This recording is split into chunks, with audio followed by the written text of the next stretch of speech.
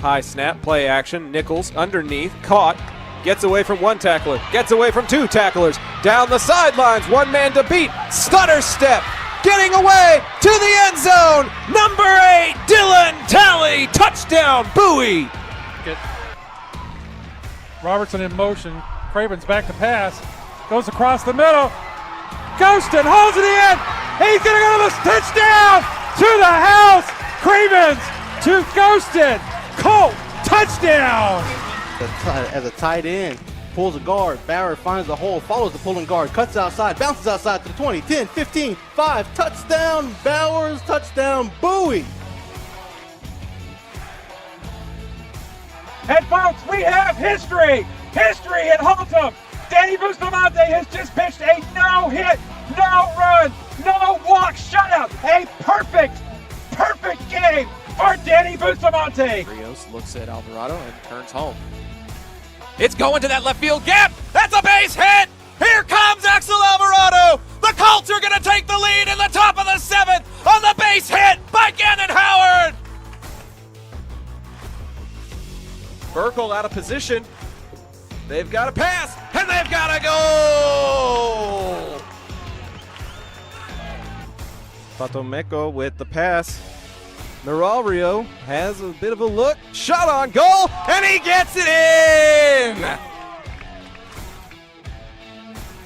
Two tight end set here as we go to the left-hand side with B.J. Rogers. Rogers is into the second level. B.J. Rogers to midfield. One man trying to catch up to him, but he will not. Number 6 in for 6. That will do it. This broadcast is under intellectual property and may not be repurposed or reproduced without express written consent. Enjoy this presentation from Zach Arnold Productions, Energetic Media Solutions. It's a warm and sunny Friday afternoon at Colt Field, and one of the biggest district rivalries is getting ready to take place in Arlington, Texas. Broadcasting live on the Zap Network, it's high school baseball presented by John Wade Roofing. The pregame show presented by Chapman Cornelius is going to come up right after this. Copy the link, hit that share button. It's almost time to go live. John Wade Roofing is celebrating 40 years serving the Arlington area. John Sr. played for Colt football and was the team MVP in '76. He went on to play for TCU, earning all conference honors. The family has a Colt legacy that spans generations and wants to help your family's roofing needs, plus gutters, painting, solar, and more. For more information, go to johnwaderoofing.com.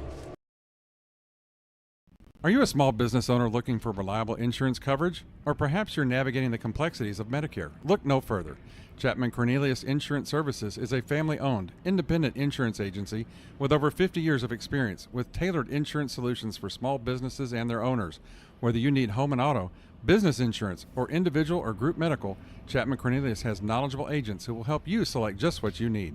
Call April Chapman or Jason Ott at 817-265-3346. Good evening, everyone, and welcome to the home of the Arlington Colts, where they sit with a 3-0 district record after an impressive defensive battle, taking care of business, if you can hear it over the loudspeakers, against South Grand Prairie at Warrior Field on Tuesday. And the return match of the home and home is going to be starting in just about 10 to 12 minutes time. Before that, it's the pregame show presented by Chapman Cornelius Insurance Services, Inc. They're a family-owned business with a team of professionals who have served the Arlington area for over 50 years.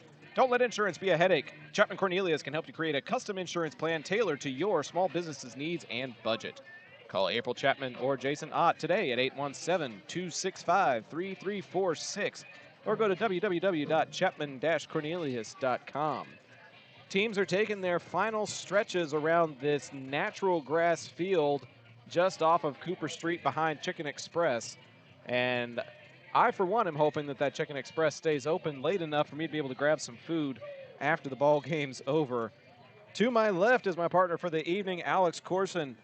Alex, I know you weren't able to catch Tuesday's ball game, but it's a fun night for baseball one way or the other, and I was at that game, so I can get you caught up.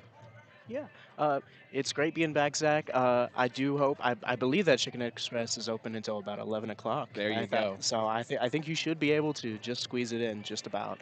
I did hear the score, though, that 2-1 score line at the end, and the unfortunate fact that Danny is not going to be able to be pitching tonight. Yeah, he's our ace, but he took care of business on Tuesday. Arlington scored 2 runs in the very first inning, and the final score was 2-1. All they needed were those 2 runs, and then the defense and Danny Bustamante were able to take care of business the rest of the way, and it was a very impressive game. Historically, though, these two teams have gone 1-1 in their series against one another. If somebody wins the first game, it's usually the other team that wins the return game, and so Arlington is looking to break that here on their home field. Their last home game that they played here was a run rule victory, 14-0 against Haltom. So we're kind of hoping that maybe the offense is able to awaken and catch fire like they did a week ago. Yeah, that recreation, and I remember seeing it when we were out doing the other game on, what was that? On Friday. Yeah, Yeah. We were covering the the Bowie game. The Bowie Arlington game. the Arlington Bowie game against Grand Prairie, and they are also live on the Zap Network. Pops and Jot are on the call for that one over in East Arlington. So if you're interested in catching up with all of the district action, you can pop it open on another screen if you want. But we're excited to be bringing you this game because these two teams, like I said, have split quite often in the season series.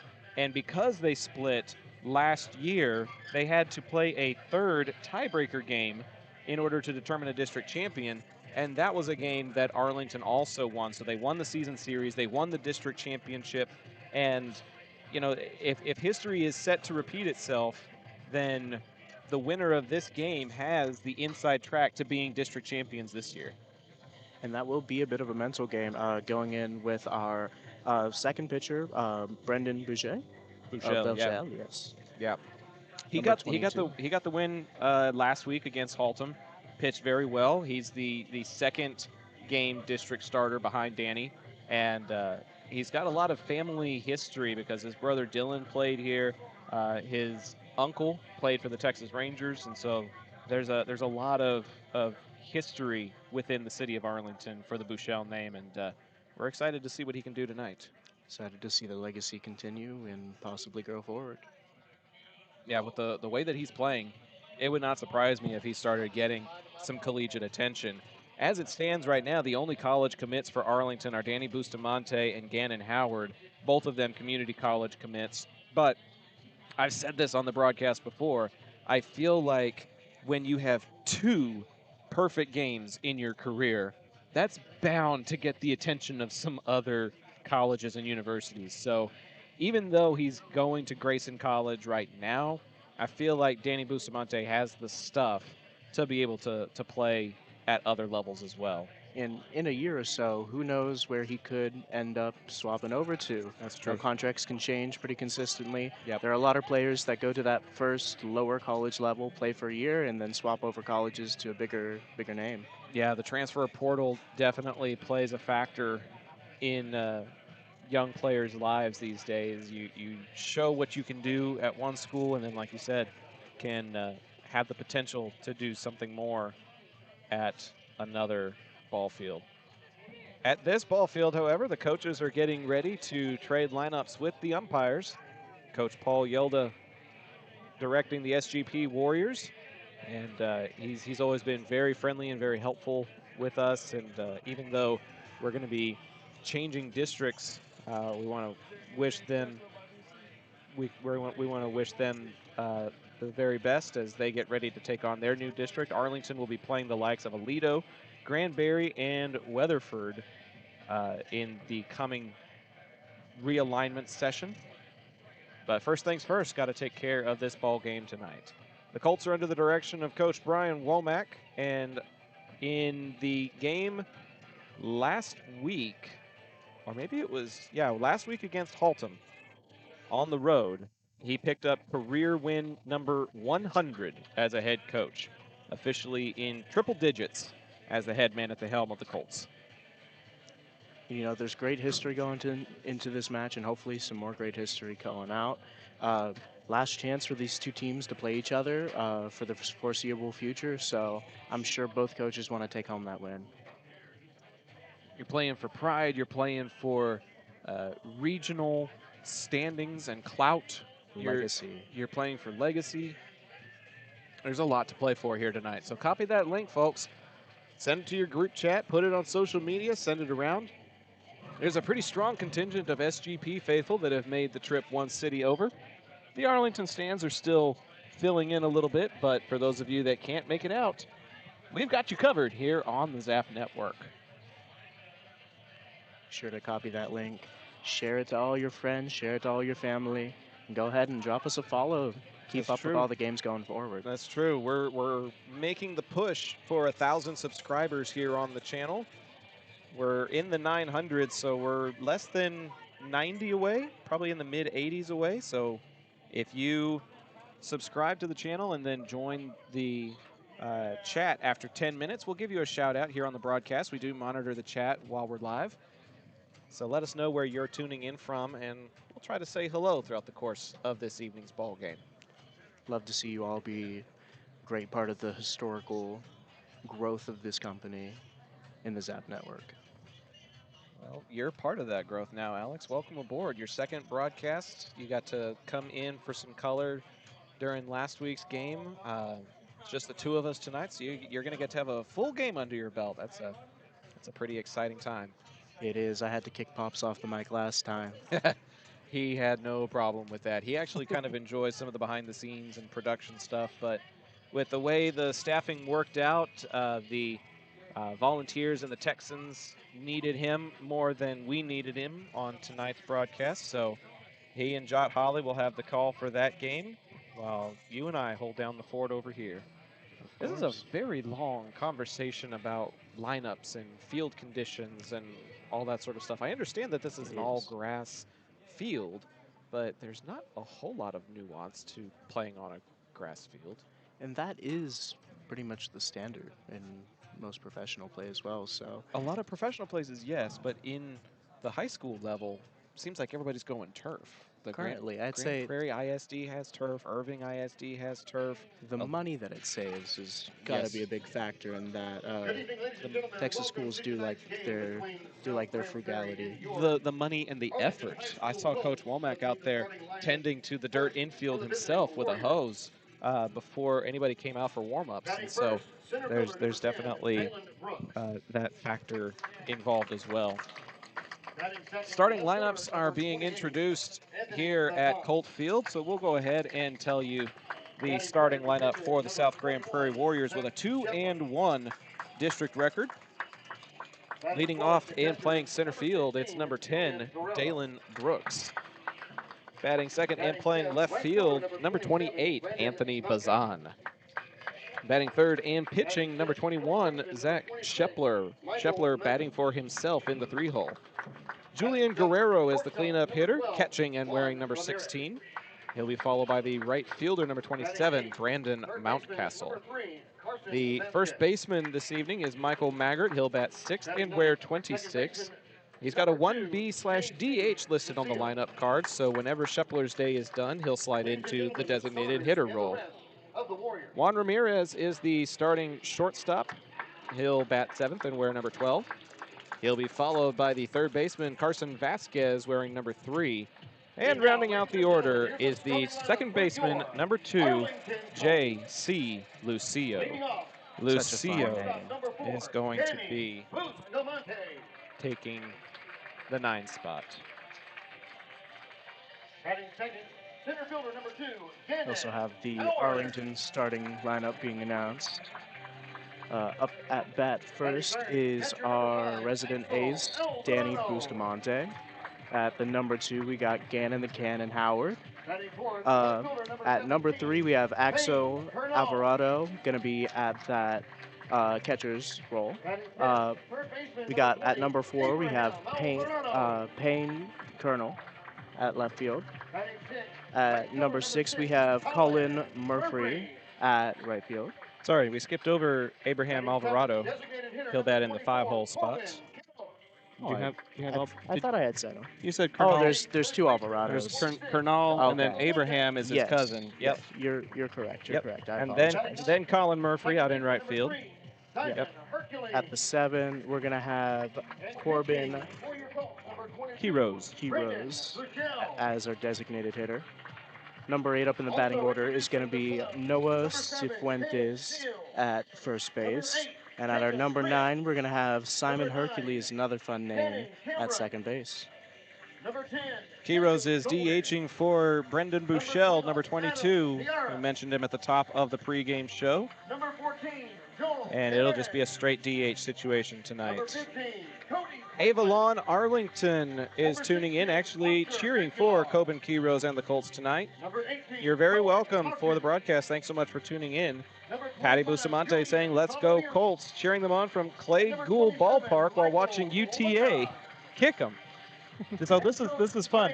The Bustamante legacy is very prominent in the city of Arlington as well.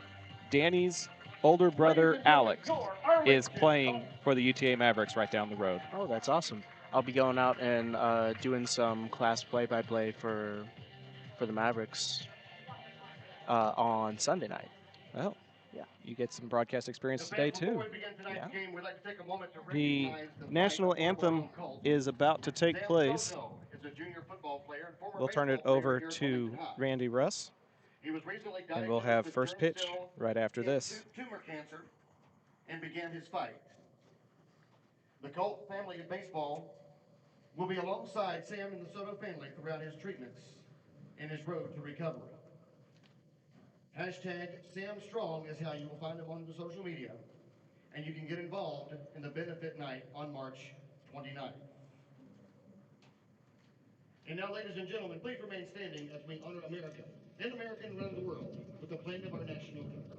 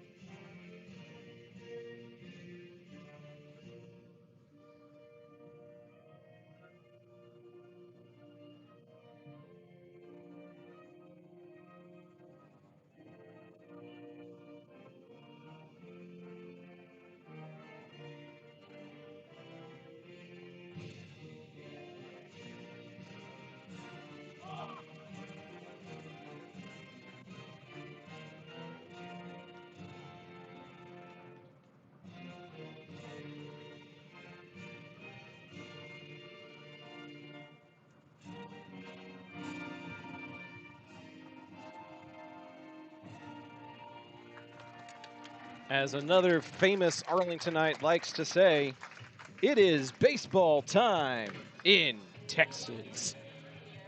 Alongside Alex Corson, I'm Zach Arnold, bringing you this District 8-6A competition between the SGP Warriors and the Arlington Colts. Copy the link, hit that share button. It's time to get underway. Let's take a look at the defensive alignment for your Arlington Colts as we get ready for first pitch. Over at first base, it's Noah Cifuentes. At second base, it's Simon Hercules. At third base, it's Abe Alvarado. Danny Bustamante is starting at shortstop. In left field, it's Payne Cornell. In center field, it's Gannon Howard. And in right field, it's Colin Murphy. His first time playing right field as a varsity starter for the Arlington Colts. He has now played in 7 out of the 9 positions on the field this season. All he has left is center field and first base. Behind the plate, it's Axel Alvarado and his battery mate on the mound, number 22, Brendan Bouchel. Dalen Brooks will be leading things off for the Warriors. He'll be followed by Anthony Bazan and Zach Shepler. Great to see a jack of all trades out on the field, especially when they're doing well at it. A utility player is what they like to call him, but yeah, I think jack of all trades is also very appropriate. That young man does a little bit of everything. He has pitched, he has caught, he has played infield. Now he's playing outfield, doing whatever it takes to help the team win. That's really what you got to do sometimes. You just got to get in there, have the grit, and power through. That kind of buy-in is something that Coach Womack really, really likes to have with his players. Young men who want to contribute and will do anything they can to see some playing time and make a difference as they are looking to go to the playoffs again this season. Since Coach Womack took over as the head coach of the Colts, Arlington has not missed the playoffs. 5 straight postseason appearances for the Colts as they look to defend their district title and make it 6 postseasons in a row. The first step, going to 4-0 in district play by taking on one of the toughest teams in the district in South Grand Prairie. Coach Yelda is heading up the third baseline. Brooks is getting ready to dig into the batter's box. And as we get ready for first pitch, we want to remind you that as we open up this game, you can open up your home to new possibilities with Modern West Windows and Doors. Our first pitch sponsors this season. Center fielder number 10, Dalen Brooks.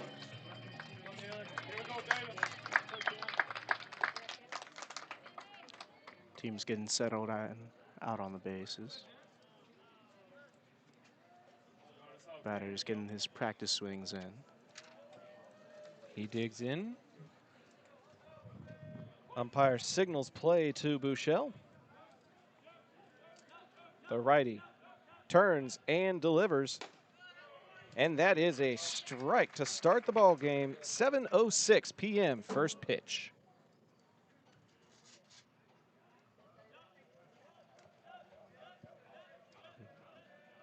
Nothing and 1 the count.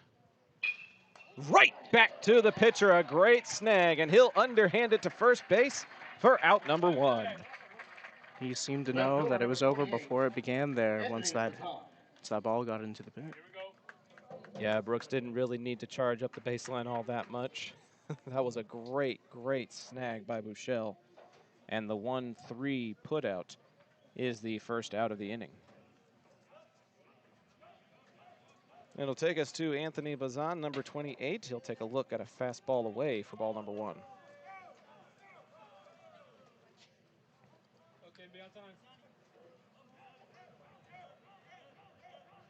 Buechele quick to the plate, and the slider will bounce away for ball 2. Almost hitting the feet there. Yeah, I think he just let go of it a little too late. And it ended up affecting exactly when it made it to the plate.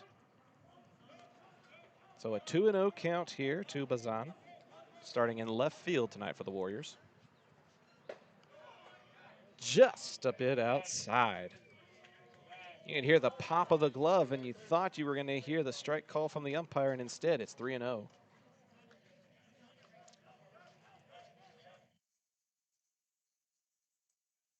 And it's a 4-pitch walk for Bazan. Good at bat for him. And there's one on with 1 out now. Great eye on him. Good to know when to not swing. Stepping up, Zach Shepler. Shepler was the lone bright spot in the SGP offense on Tuesday. Had a 2-for-3 evening with a couple of singles. He'll be on the mound tonight. Pitcher versus pitcher, first pitch to him, tails away for ball 1, and that is the 5th consecutive ball issued by Buechele. To see that this isn't an issue going into the rest of the game. Going to have to pitch out of the stretch. He'll throw over to first, and Bazan is back in plenty of time. At a facility like this, you actually do have the opportunity to get your jersey dirty, so 28 slides back and gets a little dirt on those white pants. He's officially in the ball game now. And that one is low and away. Shepler does not offer at it, and that is ball number 2. 6 consecutive balls issued by Buechele. Really struggling to find the strike zone right now. That one's in play to the gap. That's a clean base hit for Shepler into left field. Purnell is able to corral it, but there's 2 aboard now with just 1 out for the Warriors. And that'll be a threat going forward if we can't seem to find that strike zone, especially with him hitting for himself tonight.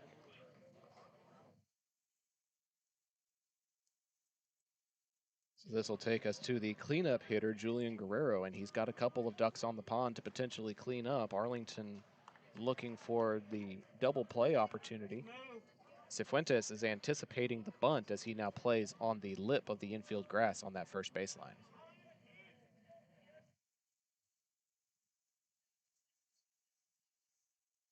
Shell comes home and catches the outside corner for a called strike one.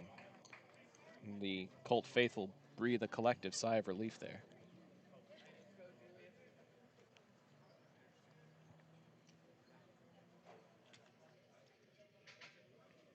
Buechele agrees on the pitch. And he comes home with it. Just a bit too high. Breaking ball that never broke. Just above the letters of the white SGP on those yellow jerseys. He's trying a lot.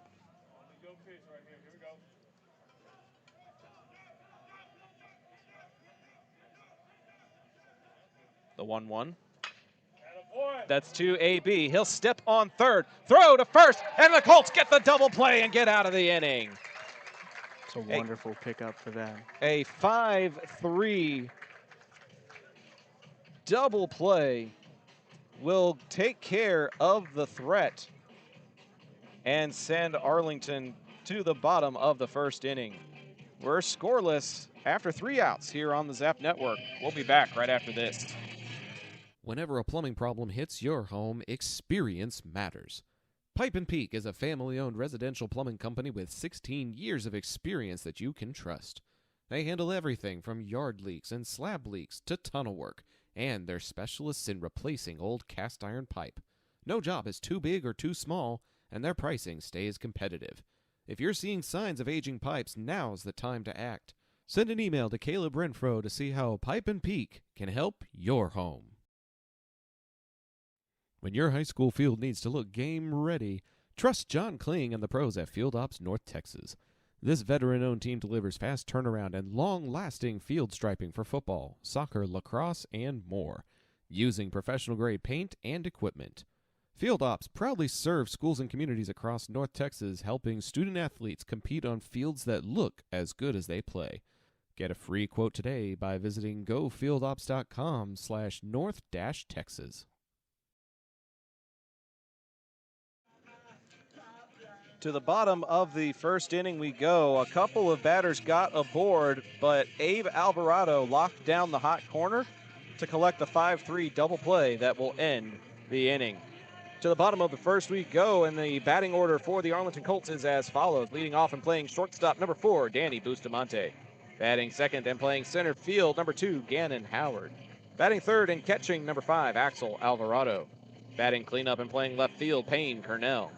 Batting fifth and playing third base, the young man who made that double play, Abe Alvarado. Batting sixth in right field, wearing number 6, Colin Murphy. The DH is number 24, Corbin Quiros. He'll bat seventh and will be followed by Noah Cifuentes, the first baseman. And rounding out the order is the second baseman, Simon Hercules. Around the horn defensively for SGP, Maggart is at first, Lucio is at second, Vasquez is at third, Ramirez is at short. Bazan is in left, Brooks is in center, and Mountcastle is in right. Julian Guerrero gets the start behind the plate, and on the mound is Zach Shepler.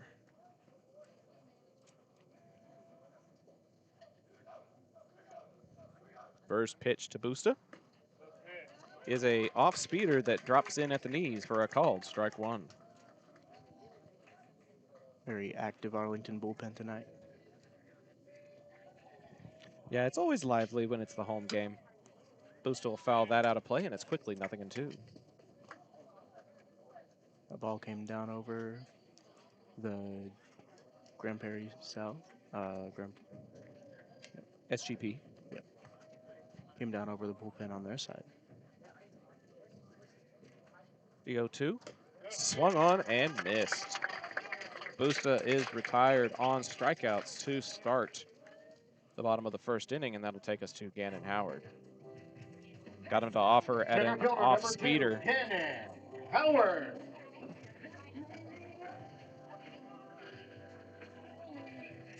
Very strong start in the pitching for Shepler.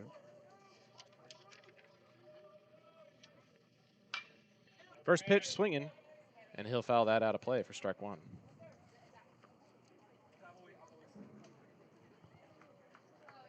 A lot of swinging tonight.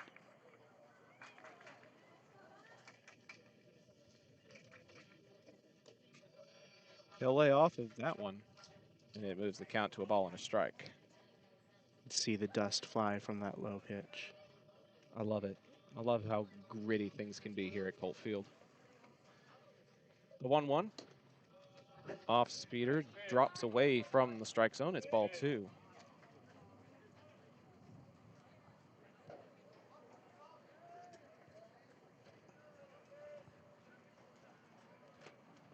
The 2-1 to Howard. He'll chop that over the head of Shepler into shallow center field, and that's a base hit. Right over the top of his cap there. Wasn't expecting it to bounce so high. I don't think he was. Catcher But it number goes 5, between the Axel middle Alvarado. infielders of Ramirez and Lucio. And Gannon Howard has a lot of speed on the base paths.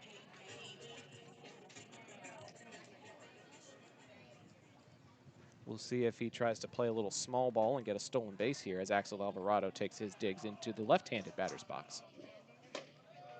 Fastball high and away for ball number 1.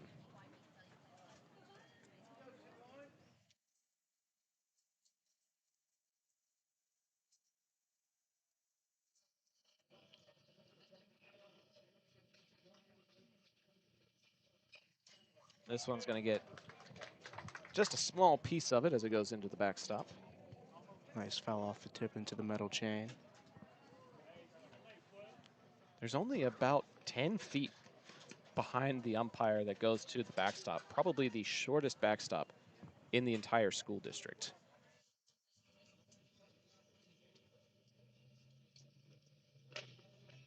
That one's outside. That And sounded, it's 2-1. Yeah, it sounds good. that sounded strong. When we're this close to the catcher's mitt as we are down on the ground here in the concourse, we get a very, very intimate view. That one's going into left center field. Axel drops it in for a base hit. Howard's headed for third, and he's going to make it as the bobbled exchange out in the outfield will put runners on the corners for the Colts. Very good hustle from him. And it's just good heads-up base running, too, recognizing that there was a mistake that took place out there Left and fielder taking number advantage 17, of it. Payne Colonel. Looks like we have a courtesy runner coming out as well. Yeah, Axel's the catcher. So I want to say that was a number 8 I saw out there. If that is number 8, that's Jacob Frias.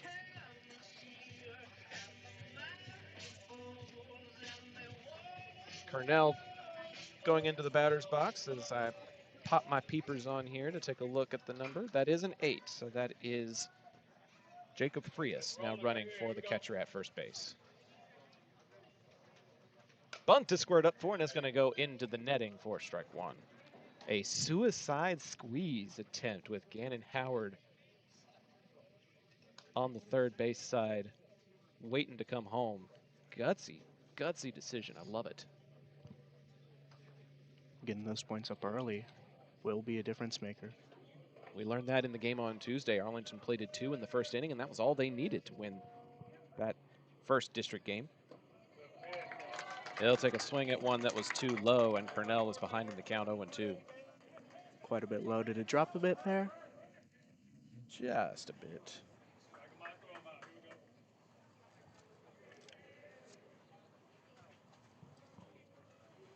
The 0-2 runner goes. It's a hit and run, and it's to first base. It's bobbled by the first baseman. It's a race to the bag, and they got him. But the run is going to score.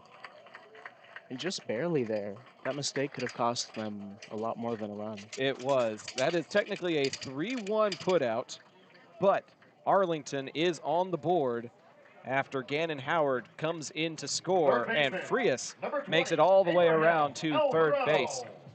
It bounced off of the glove of the first baseman, Maggart, and he bobbled it and wasn't able to charge the mound himself, or charge first base, rather. First pitch will drop into Alvarado for a called strike one.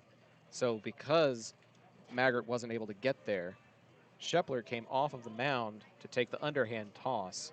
So it's a 3-1, but it's also an RBI for Cornell, as that one is too low for AB. In the dirt, kicking up a little bit of a dust devil, it's 1-1.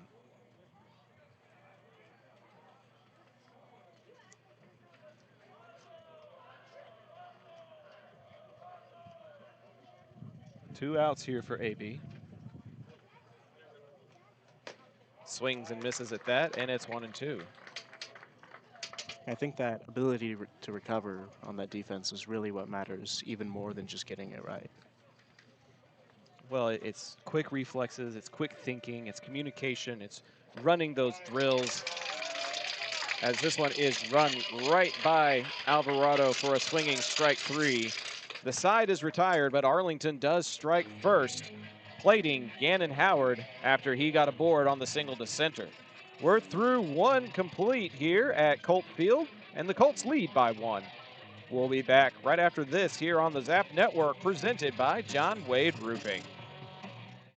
John Wade Roofing has been serving the Arlington area since 1982, but the Wade legacy runs much deeper in the city of Arlington. A pioneer family that has had roots going back decades, John Wade and Company saw relatives attend the Cooper Street Arlington High campus and has had members play in Colt athletics for decades. And they're looking forward to serving this community for decades to come. Find out more at johnwaderoofing.com. Navigating Medicare options isn't easy. Hi, I'm Patsy Arnold, and when the time came to navigate my options, I went to Chapman Cornelius. They helped me find the best plan for my needs, quoted me life insurance options, and guided me in making my decisions every step of the way. They want to do the same for you, so give them a call at 817-265-3346 or visit chapman-cornelius.com. The second inning is presented by Pipe and Peak Plumbing. Call Caleb Renfro if you need a cast iron replacement specialist at 817-807-7069. Serving Arlington for over 16 years and a new partner of the Zap Network. Welcome to Pipe and Peak Plumbing. It'll be the Michael Maggart. should be number 27, Brandon Mountcastle, leading things off. Number 27. It'll be Brandon Mountcastle, Maggart, and Ramirez, 5, 6, 7 in the lineup. Just a small announcing mistake out on the field. They're in the second inning across town, and Bowie has jumped out in front 1-0 against the Sam Houston Texans. That game also live on the Zap Network with Pops and Jot on the call.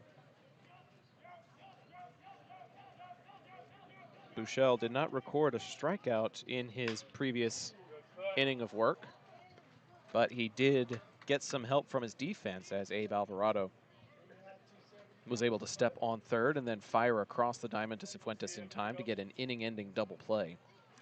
That's a high-end foul off that first pitch. We go one. Chopper towards Bustamante. He'll play it on the third hop. Off-balance throw, but it's in time anyways.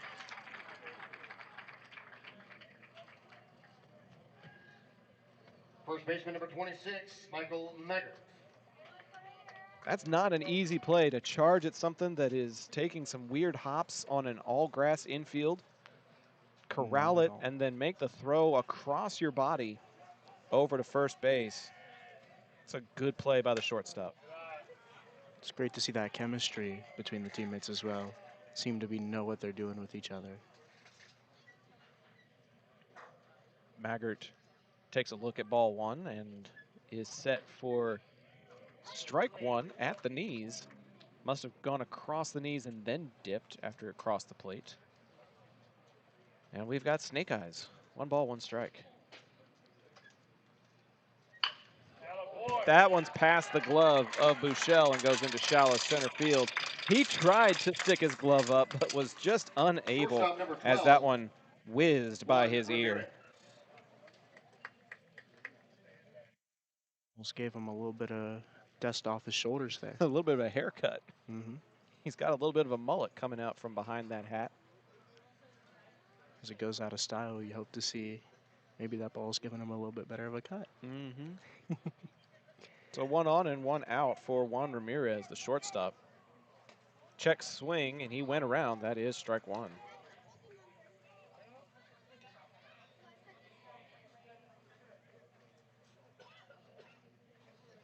Patty Bustamante in the chat saying, "Attaboy, baby, I see you. I love when family gets to support family." Shout out to the Bustamante family. They're actually distant relatives of mine, if you can believe that. Interesting. Danny's Tia Norma is also my wife's Tia. That's nice. So I think it's through different marriages or what have you, but technically, Yes. technically Danny is like a second or third cousin of mine. Interesting. Yeah.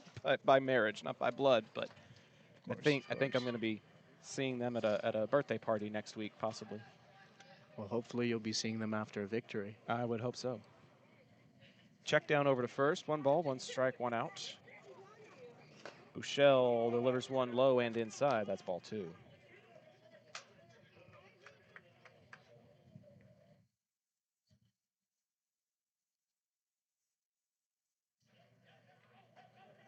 Buechele delivers. Chin high. Axel with a throw over to first base, and probably a little bit closer than it should have been. But it's a hitter's count now to Juan Ramirez. 3-1 with 1 out, as Buechele continues to have trouble pinpointing the strike zone tonight.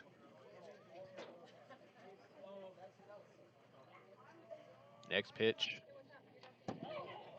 That went off of his bat. And so unfortunate that that one's going to be called a ball, as that one was really, really inside to Ramirez. Almost looked like it was off his hand. It was so close to being off his hand. I think it went off the end of the bat. And so that unfortunately brings the count full for Ramirez rather than being ball 4 or a hit by pitch. And now Buechele sets for the payoff pitch. Right back to him. This is a double play potential. Hercules to Busta to Cifuentes. Got him again! The bases are erased, and the double play is successful as Buechele escapes the jam once again with the help of his defense. We're headed to the bottom of the second. The Colt defense taking charge right now here on the Zap Network. Modern West Windows and Doors is a partner of the Zap Network. They're also partnered with trusted industry leaders like Lowen, Weather Shield, and Simpas to guarantee quality product and installation. Whether you're searching for new concepts for your entryway, living room, dining room, bedroom, or even a workshop, Modern West has the solutions you're looking for. Visit the showroom at 1211 6th Avenue in Fort Worth or visit modernwestwindows.com. Taqueria Taco Express is the official taqueria of Zach Arnold Productions, with locations in Arlington, Grand Prairie, Waxahachie, and a new location opening in Mansfield. Solving your Mexican food craving has never been easier. Visit them on Taco Tuesdays for their special 5 tacos and a large agua fresca for just $10. Find out more by visiting taqueriatacoexpress.com. To the bottom of the second we go. The Colt defense got another double play in as many innings to take us to the bottom of the second. It's great to see the bases taking off some of that defensive pressure from the pitcher, especially with the pitcher also batting tonight. It seems to be something that might be a point of anxiety going into the that defense later on tonight.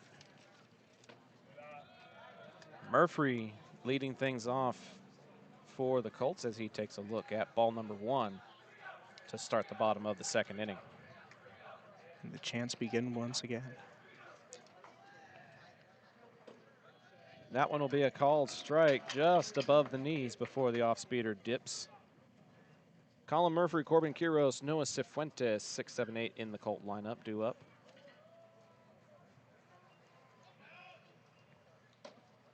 One almost brushes the jersey as he turns away to look at ball number 2.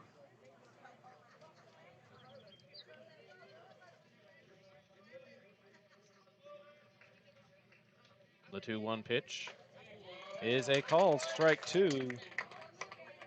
Murphy has looked at all 4 pitches so far, and his count is dead even at 2-2. Time to swing away, young man. Shepler's next delivery is high. That's not one to offer at. As the lights come on over Colt Field, beautiful sunset off to our left. Indeed. 3 balls, 2 strikes, payoff pitch. It's going to get fouled straight back, and the at-bat stays alive.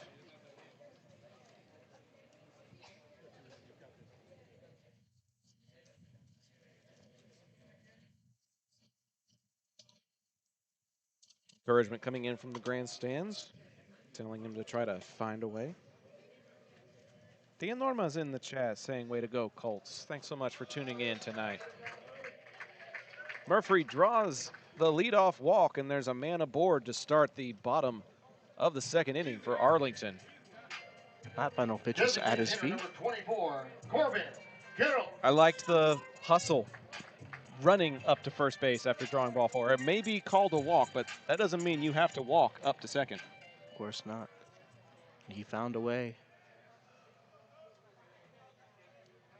Bunt is squared up for by Quiros up the 3rd baseline, and that is going to stay fair. A perfectly placed bunt single by Corbin Quiros. We have to try to see that again. Let me see if the Zap Network instant replay is working, as he laid that sucker down in the dirt, First baseman, number and it just stayed fair the whole time. What a play by Quiros to put 2 men aboard on the bunt single.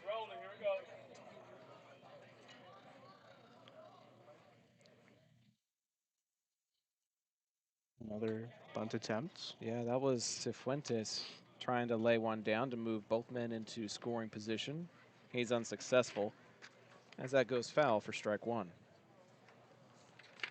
And Shepler is not looking happy out on that mound. Well, he has to pitch out of the stretch, which is never something a pitcher feels comfortable doing. And having ducks on the pond with no outs is never a spot you want to be in. As Cifuentes pulls back on ball number 1 that was head high. Almost gave him a haircut once again.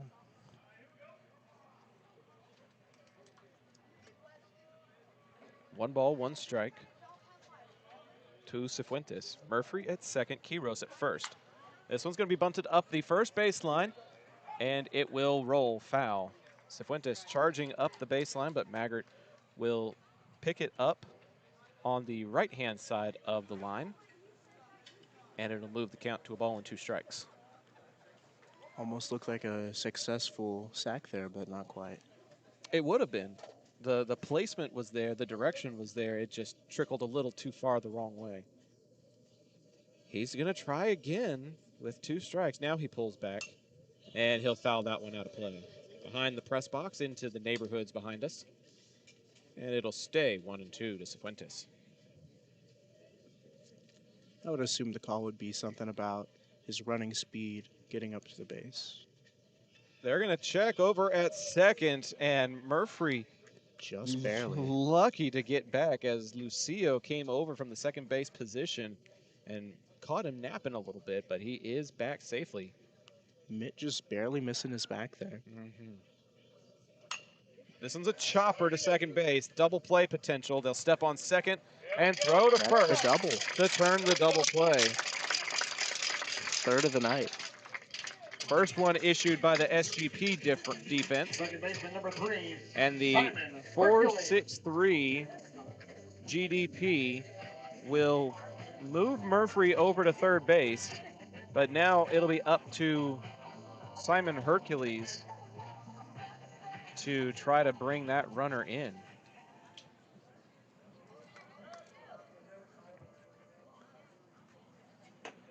And he'll swing and miss at the first pitch he sees, an off-speeder to make it 0-1.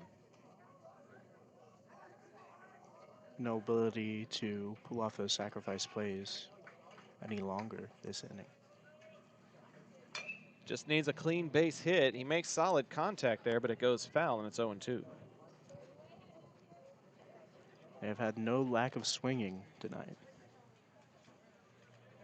And you like to see that. Taking cuts, doing what you can to put the ball in play and see what happens. Sometimes it's a base hit like what we saw in the first inning. Sometimes it's a double play like we saw a moment ago. And he'll chip that one into the glove. And that will be the final out of the inning. Third strikeout for Shepler. And the inning is over. We're through 2 complete. The Colts lead by 1 here on the Zap Network. We'll be right back after a word from some of our partners here on the Zap Network. Thanks so much for tuning in. Yes, I see you, Donna Nipper. John Wade Roofing is celebrating 40 years serving the Arlington area. John Sr. played for Colt football and was the team MVP in '76. He went on to play for TCU, earning all conference honors. The family has a Colt legacy that spans generations and wants to help your family's roofing needs, plus gutters, painting, solar, and more. For more information, go to johnwaderoofing.com.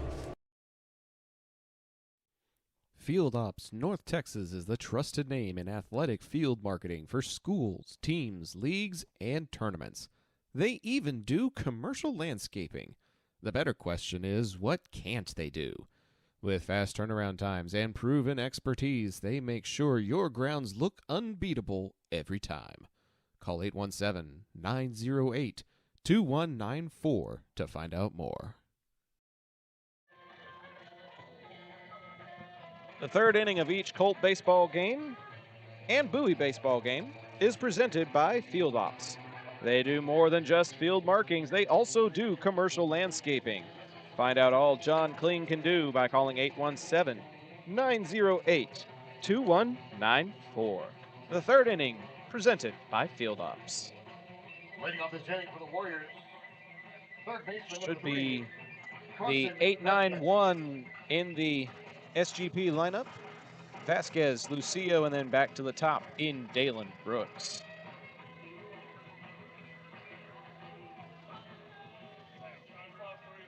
Alex, it's been defense, the name of the game so far. Players have gotten aboard. A couple of them have made it as far as third base, and only one has crossed the plate so far. Very much has a game of, honestly, the base players in particular really putting those double plays into action. The 1-0 from Buechele is going to get sawed off the end of the bat. And Vasquez's count moves to 1-1. That's part of the fun with these high-pace, high-risk games where everyone's swinging.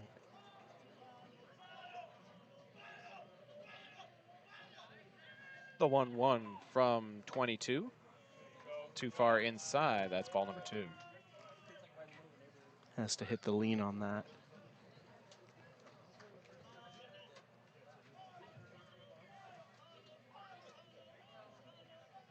Buechele's 2-1 delivery is going to get fouled off again to move the count even to 2-2.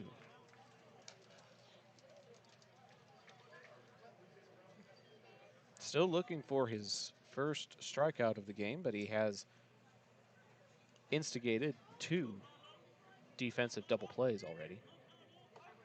Nobody aboard just yet.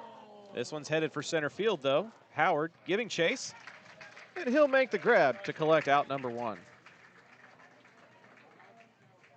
second baseman number 2, J.C. Lucio. So the F8 presents out number 1 for J.C. Lucio. And it's always lovely to see when these hitters are out here swinging, because that does give more ability to the defense to actually show what they have out on the field. Agreed. Strike 1 here to the 9-hole hitter, Lucio. In the on-deck circle is the center fielder and starting quarterback, Dalen Brooks. Off speed, drops into the bucket. It's 0-2.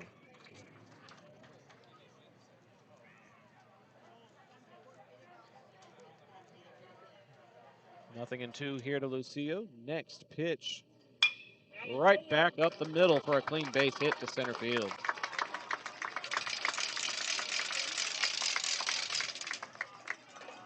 Over the head of Buechele, at the feet of Howard. And there's one on with one out for the top of the order. And sometimes those high hit games end up with those 14-0 games like we had last Friday, and sometimes they end up with getting you shut out by the defense. It really just depends on knowing your opponent and where to hit to. Scoreboard currently shows 3 hits apiece.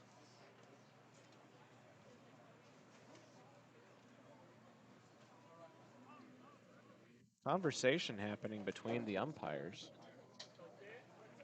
Not exactly sure what the discussion is.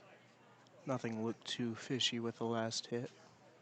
No, but it was an appeal issued by SGP's coach, Paul Yelda. Coach Womack comes out of the third base dugout to ask for some clarification.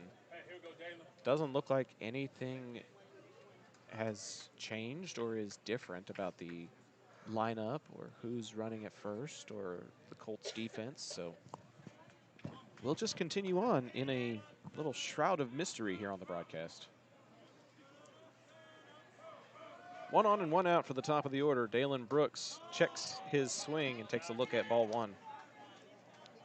Even the coaches need some extra attention from time to time. Sure, why not?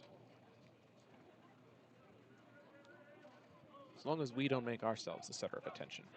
Of course. Swing and a miss as Brooks' cut goes underneath that pitch that bottoms out beneath his bat.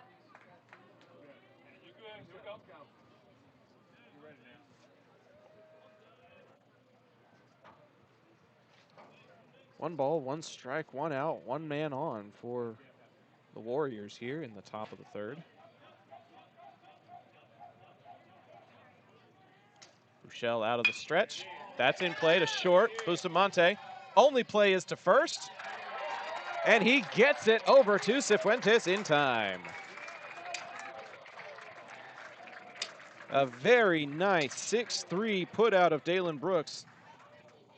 And that is out number 2, but there is a man in scoring position now for the left fielder, Anthony Bazan, who walked in his last plate appearance.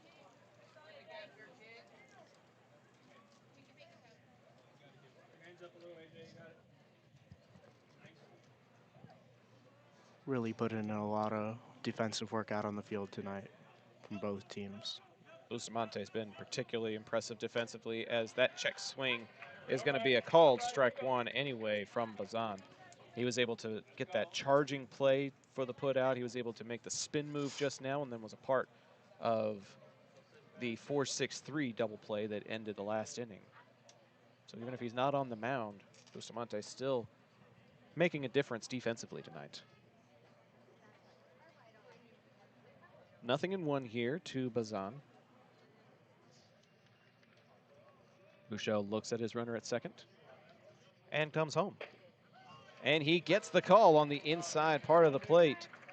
The SGP faithful that made the trip one town to the west don't agree, but Buechele works his way ahead in the count 0-2. I only hope to see a strikeout finally tonight. Knock on wood. Would definitely be a momentum boost. Fortunately, don't have any around. There's no wood. I'll have to knock on my head. The 0-2 delivery. Breaking ball that never breaks. It's too high for a 1-2 count.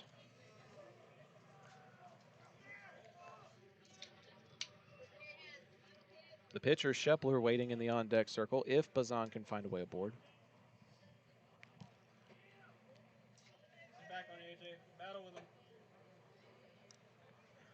Buechele finally agrees on the pitch that he wants and comes home with it. Slider too low for ball 2.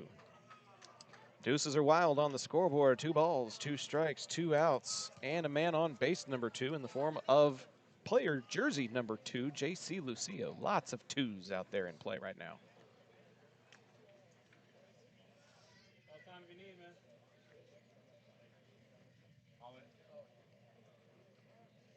Seems to be some confusion out on the field.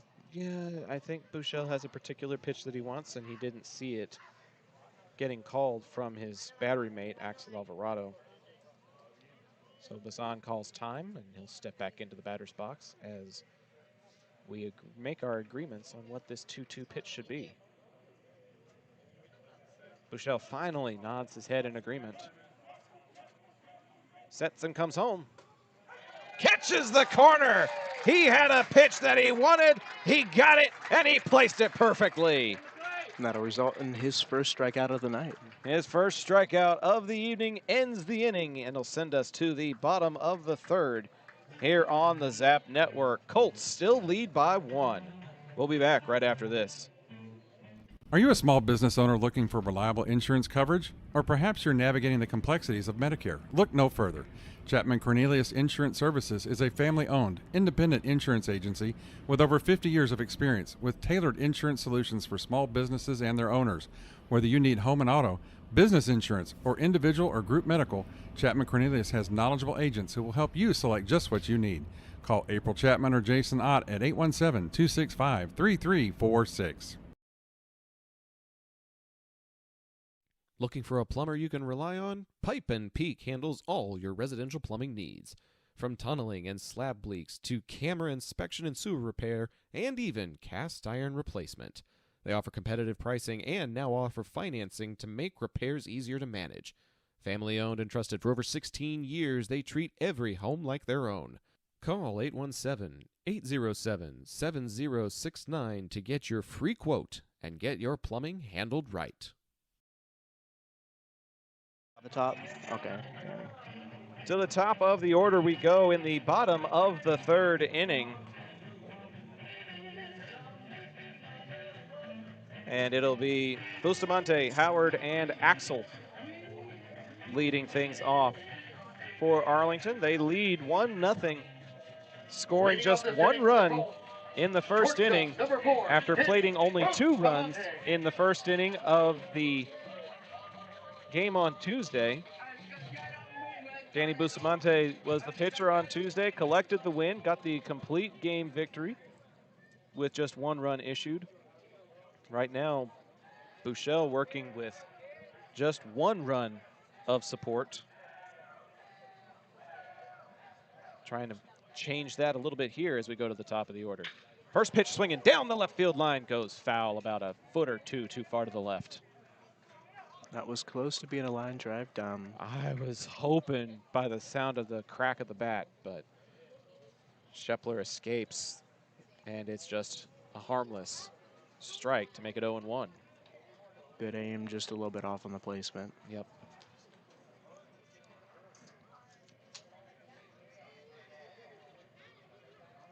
The 0-1. That one's more sharply hit, right to the third baseman. The exchange and the throw is in time. Vasquez to Maggart for a good 5-3 putout. The bases just continue to be very defensively impressive on both sides tonight. Yeah, it's a defensive battle. We're almost halfway through the ball game, and it's been more double plays than runs scored. That'll take us to Gannon Howard, who had a single to center field and ended up scoring the game's only run back in that first inning. Bases are clear for him here as he takes a look at ball 1 that tails away from the zone. Very far outside on that bottom. I think it was meant to cross the plate from upper in to low and away, but it just tailed too far away. He'll check his swing again, and he's ahead in the count, 2-0.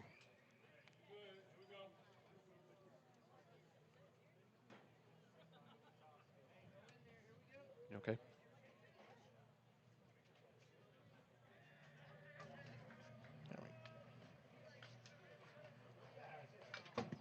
That one's going to get fouled straight back. Right off the tip. He got a piece of it.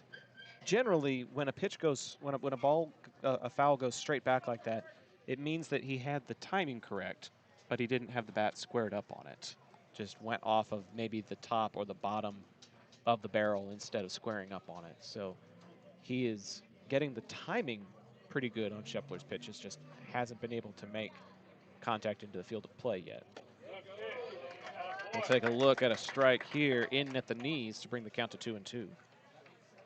Just small offensive mistakes at the bat. We're hoping that it doesn't result in a strikeout.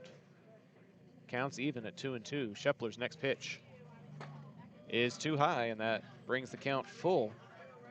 Quality at bat here for Gannon Howard. Trying to find his way aboard with 1 out. Countdown on the scoreboard. 3 balls, 2 strikes, 1 out. 3, 2, 1. And Schepler will step off the back of the pitcher's plate. Guerrero will reset the pitches. And we'll do it all again.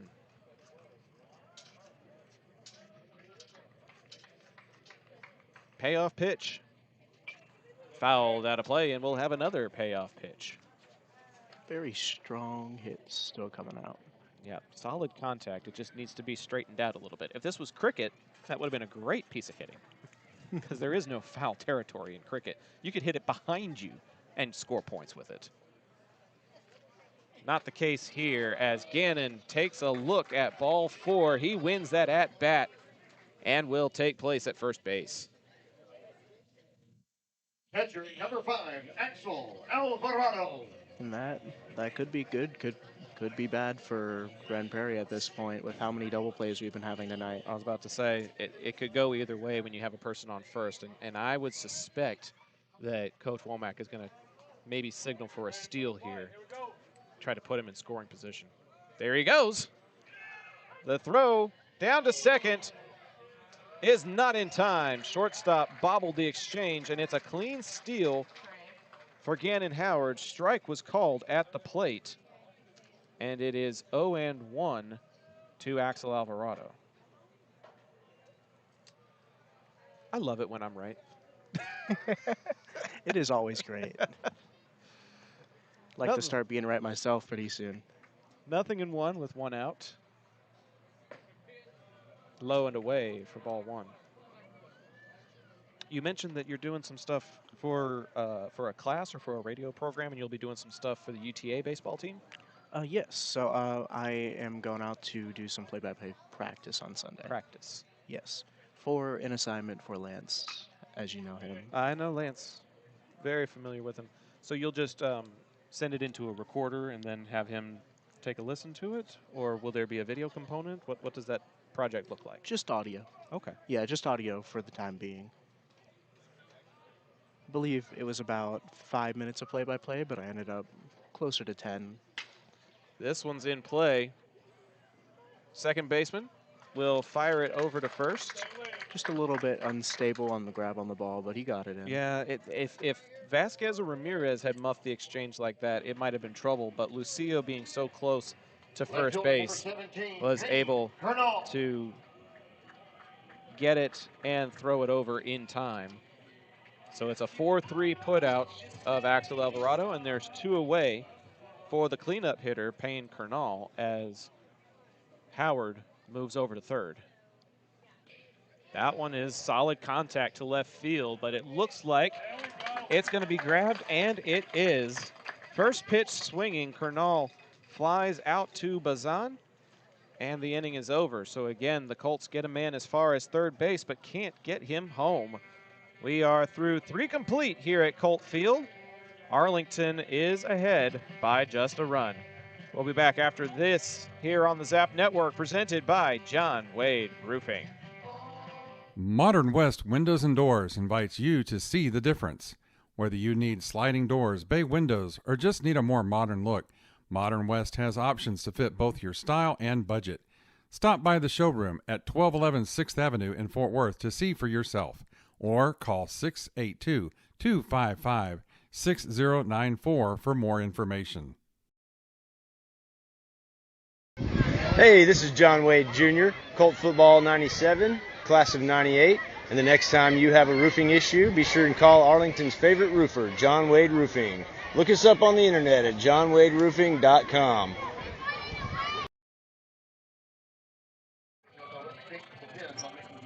The 4th inning is presented by Trinity Logistics Services. Don't let hauling be a hassle. Trinity has dumpsters that can fit any size project, and they drop off and pick up so you can focus on cleaning up a win for your home or business.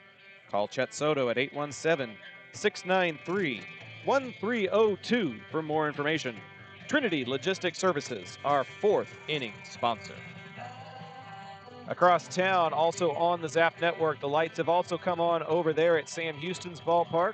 The Bowie Volunteers lead by a score of 3-1. Just 1-0 here as the Colts and the Warriors get ready for the top of the 4th inning. And Alex, you were mentioning during the break, this game's gone by rather quickly. It has, yeah. It has been very much a defensive battle, and I have been seeing both teams swinging. It is very exciting to watch.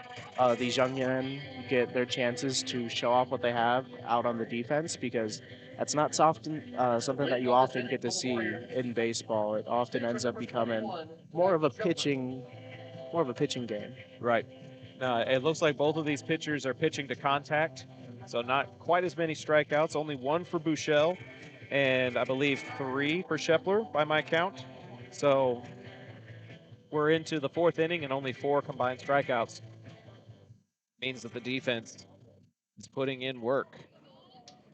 Speaking of Shepler, he'll be leading things off for the Warriors here in the top of the 4th. It'll be 3-4-5 in the lineup: Shepler, Guerrero, and Mountcastle.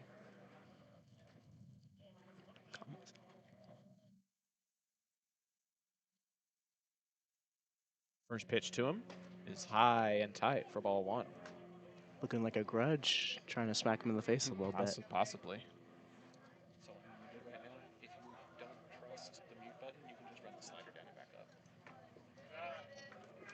Ball number 2 issued there. First one a bit too high, next one a bit too low, it looked like. Still struggling slightly to find that zone. And when he does find it, a lot of the times the ball gets put in play. 3-0, the count to the leadoff man and the pitcher, who got a single to left field his last time up.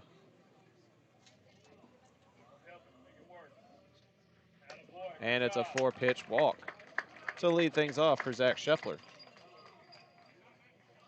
He's reached safely in both of his plate appearances now, with that single and now a walk. And the pitcher versus pitcher face-off so far has been very much an exchange of cat and mouse, where we will see if he is going to be able to draw out any of those swings.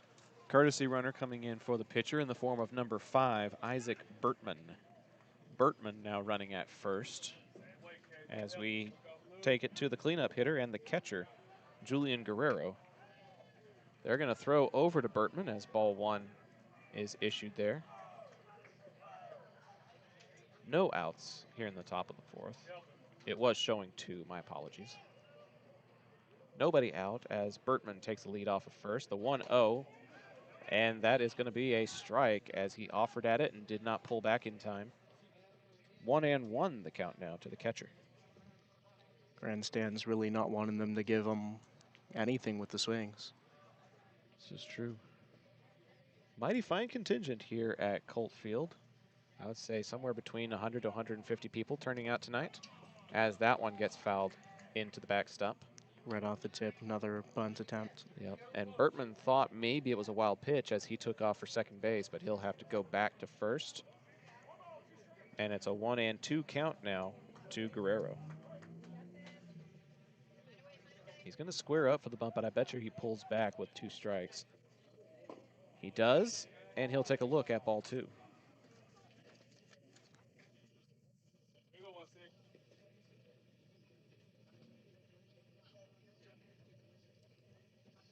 Buechele's 2-2 delivery is going to get fouled straight back. Keeps the at-bat alive at least. Bertman being covered at first base by Noah Cifuentes. Buechele with a sigh of the shoulders, and the next pitch is again fouled off. Headed back fences. Yeah, headed out of the fence to the parking lot here at Arlington High School. Excitement for the young kids. Gonna go find their game balls. Another bunt squared up for. He'll pull back and look at a high fastball, and the count has run full. Still no outs here.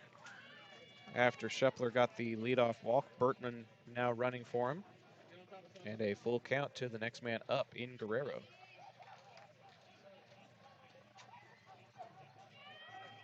Time gets called and issued as number 16 got tired of waiting.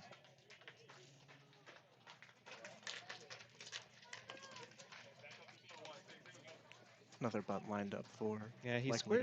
squares up for it, but then he pulls back during the windup of the pitcher. So it's pretty easy to read. Check down over to first, unsuccessful.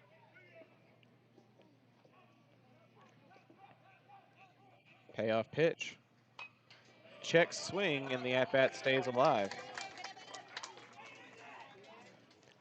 So do you think off of this conditioning, he may try to attempt to square it away and just use the bunt at some point?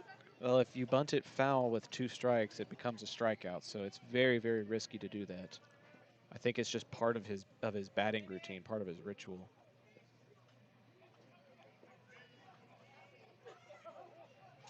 Payoff pitch. And that's chin high, and that's a walk. And there's 2 men aboard with nobody out for the Warriors. Bertman moves over to second base as Guerrero occupies first for a moment's time. Right fielder number 27, Brandon. But there is something there to be said about the conditioning that squaring up each time for that bunt can cause on some of the pitchers. This is number 29, Ryan Goss, coming in as a courtesy runner for SGP. Pitchers and catchers are the only ones that are allowed to be issued courtesy runners, and both of them have runners now in the form of Bertman at second and Goss at first. Coach Christian Alvarez is going to call time to come talk to Brendan Buechele. The entire infield stepping into the metaphorical ring of fire on the pitcher's mound. This is the first jam that Arlington has really found themselves in. The last time there were 2 men aboard, there was 1 out. Now they have 2 on and nobody out. And when the game is as closely contested as this one has been, every pitch matters, every defensive alignment matters, every play matters to try to preserve this 1-0 lead. Just becomes a point of contention and making sure that you think they'd aim to get that first base out or likely to second. I mean, obviously the double play would be great if you can. Yeah, I've had a few to know. The force out is at third, so you could try to get the lead runner at third if it goes to the left-hand side of the infield. But if not, you take the easy out and try to deal with the consequences after. This is Brandon Mountcastle, grounded out to short his last time up. Suicide squeeze is squared up for, and it will be looked at for ball 1. Well, not a suicide squeeze. There's nobody on third yet. It's just a traditional bunt to try to move the men over. AB charged up the third baseline, and Bustamante was covering the bag. Now it'll be Hercules that'll be coming off of the blind spot of Buechele to try to cover this bunt attempt. And they will look at ball 2. I'm just going to look at possibly getting a few more strikes in there. He needs to find the zone. Trust your defense. Ball 3. Looking like just a bit of fear on the mound. He's a little rattled. He definitely looks a little rattled. This is where you really get to see the metal tested when there is this pressure on. Absolutely. 3-0. Taken the whole way, and he takes a look at strike number 1. At a certain point, you kind of have to dare the pitcher to find the strike zone, and that is what he does.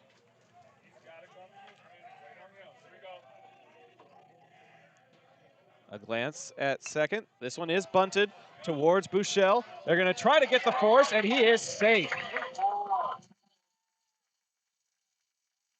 Hunter makes it to third base, and they are loaded for the Warriors here in the top of the 4th. That is just reaching on a fielder's choice for Brandon Mountcastle. Grand Prairie set up looking like my options. Nice and loaded.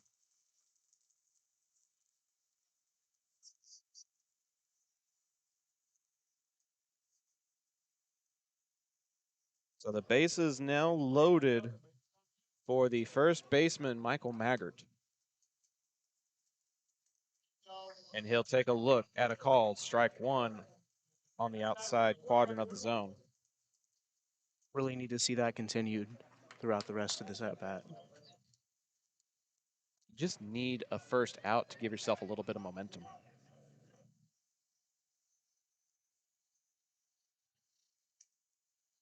Strike is called. Check down over to first, unsuccessful. Good placement that time by Buechele. And he's worked ahead in the count, 0-2. Maggart got a single to center field in his last at-bat. A single here could plate 2 runs.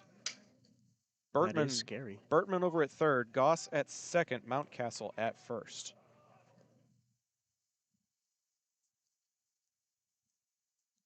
And it'll be Axel that signals for a time to be called as Buechele steps off the back of the pitcher's plate.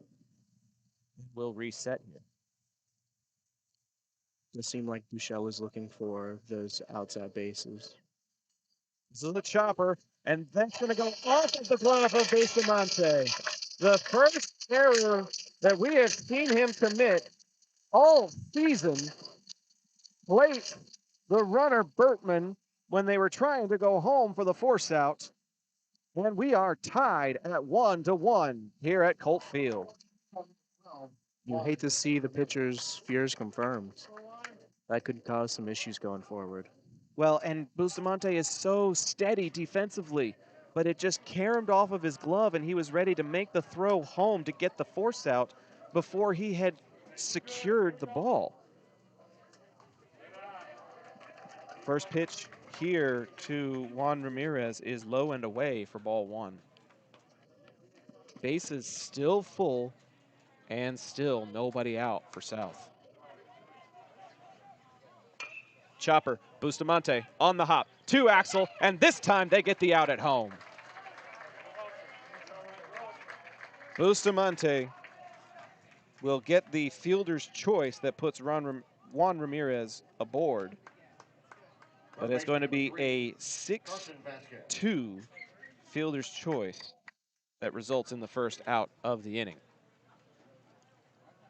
Hopefully restores some confidence in our pitcher on. Well, and now you have the opportunity for a double play that could end the inning and leave us just tied. Which would be, at this point, likely the best case scenario. Indeed. Carson Vasquez flew out to center field his last time up. He's got the bases juiced as Buechele throws to Cifuentes over at first, trying to let Ramirez know that he sees him.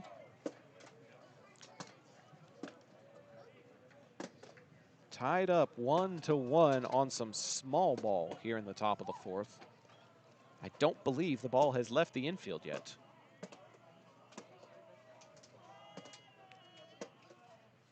First pitch home, drops in for a called strike 1.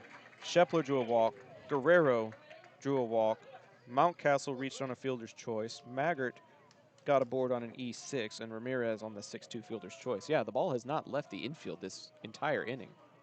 Not at all. The 0-1. Chopper, foul. Foul, foul, foul is what the umpire is saying. It went off of the foot of Carson Vasquez. It was looking very scary for just a second there. That was a dribbler that went past Buechele, and he did not see it go past him until it was too late. Very, very fortunate there as we come set for an 0-2 instead of a frenetic play at the plate. We'll very much hope to see this continued just chemistry between Cifuentes and Buechele.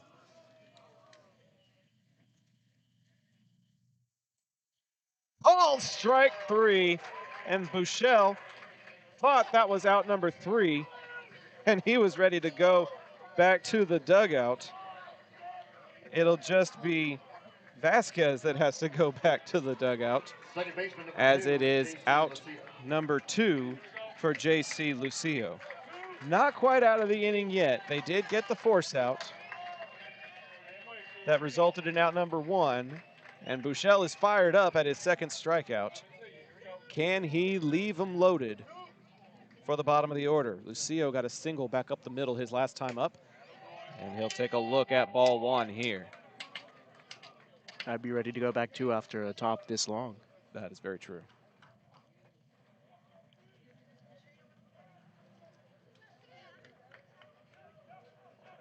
So 1-0 count. That's a chopper base hit. And South takes the lead on the single.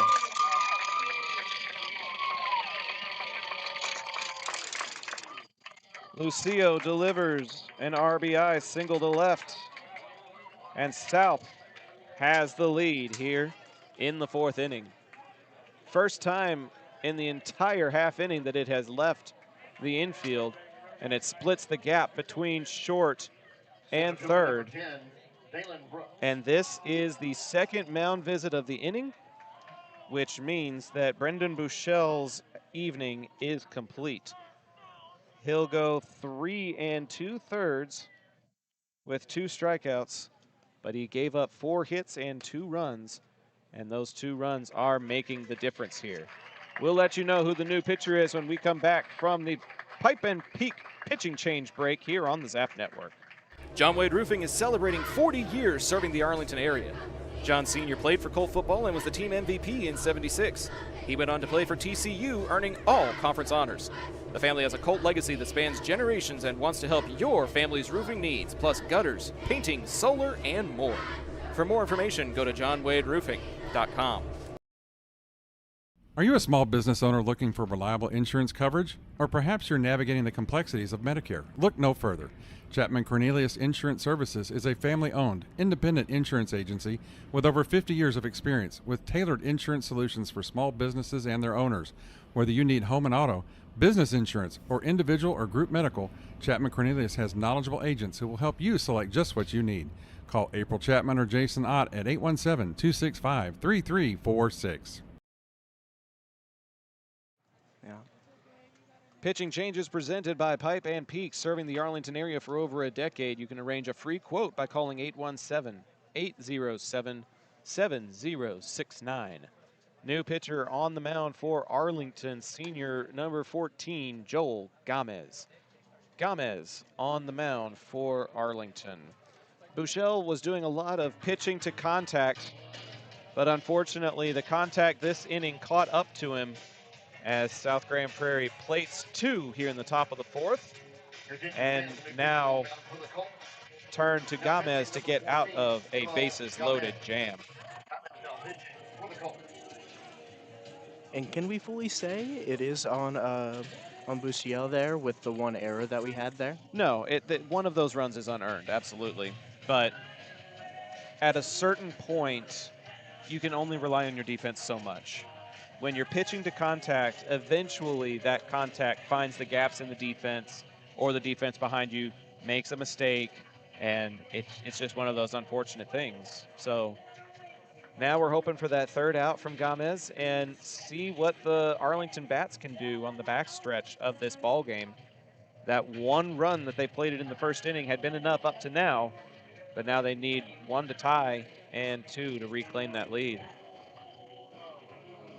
So let's just hope that he isn't pitching to contact in the same way that Buechele was earlier. Gamez is a placement pitcher, so he doesn't really pitch to contact. He tries to attack the strike zone in different quadrants, and it's going to be a very different approach for the South Grand Prairie batting. So we'll see if they're able to catch up to the type of approach that Gamez is known for. It's the top of the order for the Warriors as they make it all the way back to Dalen Brooks. Gamez's first pitch to him drops in for a called strike 1. Crosses him up with the curveball there. Brooks grounded out to the pitcher and grounded out to the shortstop in his previous 2 outings, his 3rd at-bat of the evening. Bases full of Warriors. Gamez turns and fires. And that one's going to be ripped foul up the right field line. And just like in Rome, bases full of warriors is not something that you want to see. Let's hope that those fall, much like Rome did.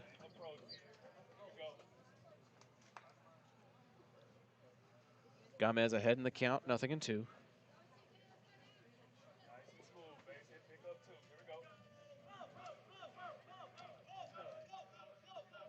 He'll turn and fire. And that's a shot to left field. That's trouble. That is off the wall. Howard able to collect. 1 run is home. 2 runs are home. 3 runs are home on the bases clearing double for Dalen Brooks. And just like that, it's 5-1. That's got to put the fear in the hearts of the Arlington fans. That was almost a grand slam. It was there. very, very close. That was off of the wall.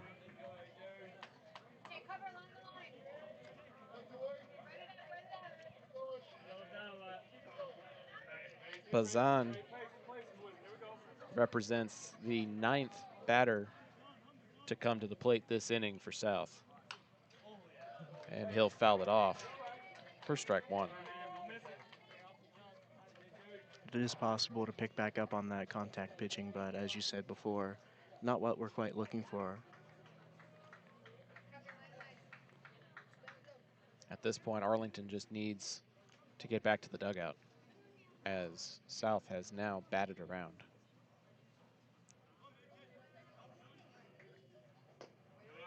Too low for ball 1 here to Bazan. Victim of a backwards K his last time up. Also drew a walk back in the first inning. He's got a 1-1 count here. And he'll put that one in play. That's headed to the gap. That's going to drop in for a base hit. Here comes Dalen Brooks, and he's going to round for a score. RBI single makes it 6-1 South Grand Prairie. You can see Arlington out on the field kind of visibly shaken. Yeah, because Yadir Gamez has been the player that usually comes in to try to close a ball game out. And instead, 4 more runs have come across. Shepler puts this one in play.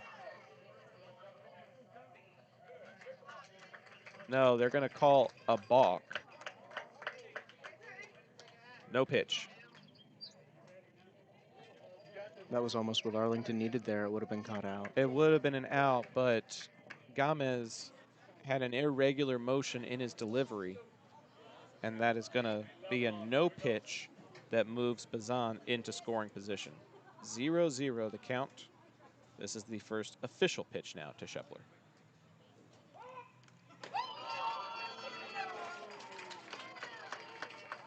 Another balk is called. Very much seems to be some frustration coming out in the defense now. Coach Womack is telling Gamez to take a deep breath. Whatever he's doing in his windup, in his approach, is not consistent with the way that he traditionally pitches, and it's moved the runner from first to third.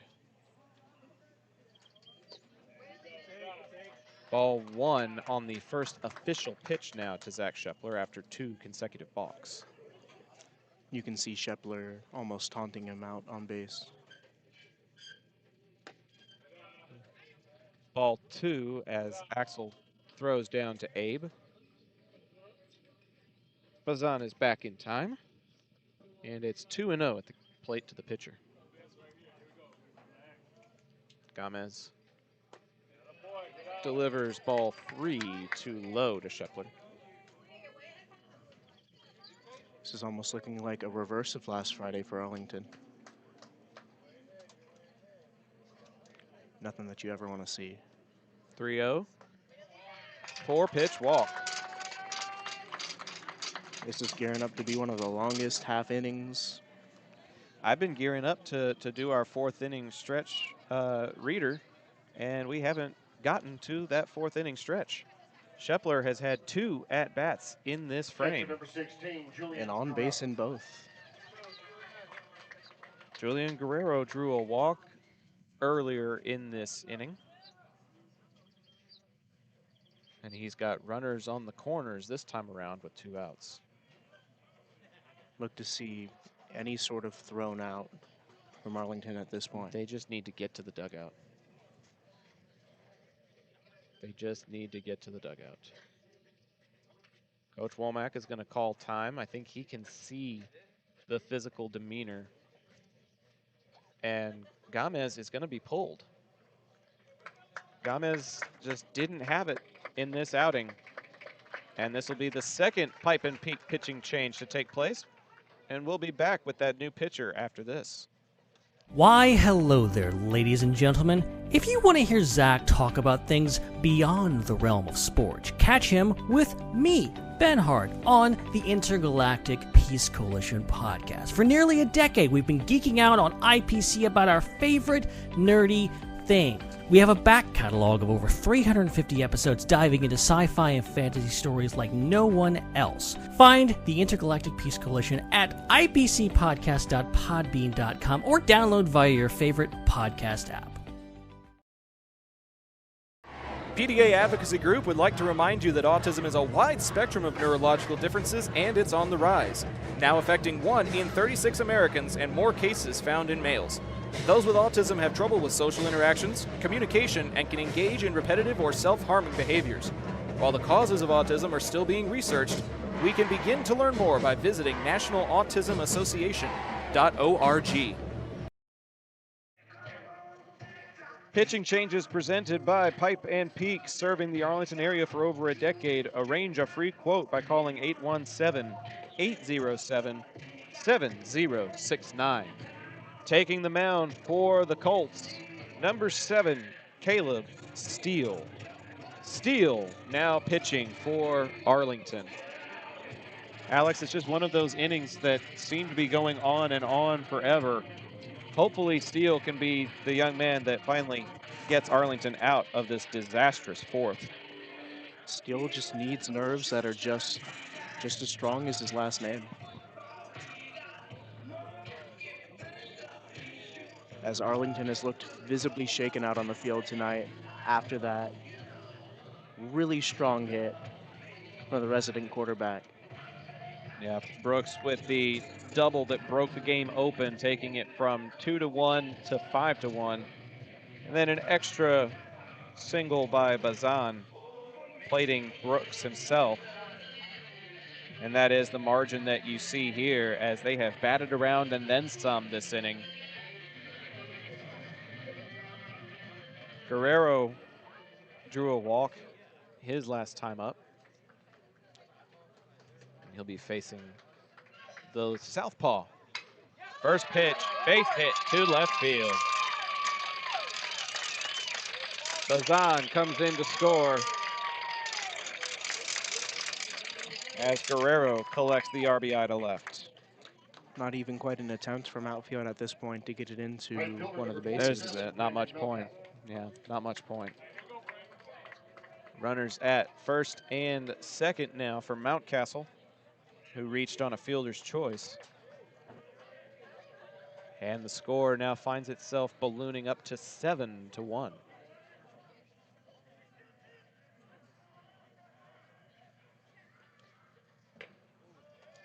Steele delivers a called strike 1 to Mountcastle. Now's your time to really show what you need to show out on the pitcher's mound.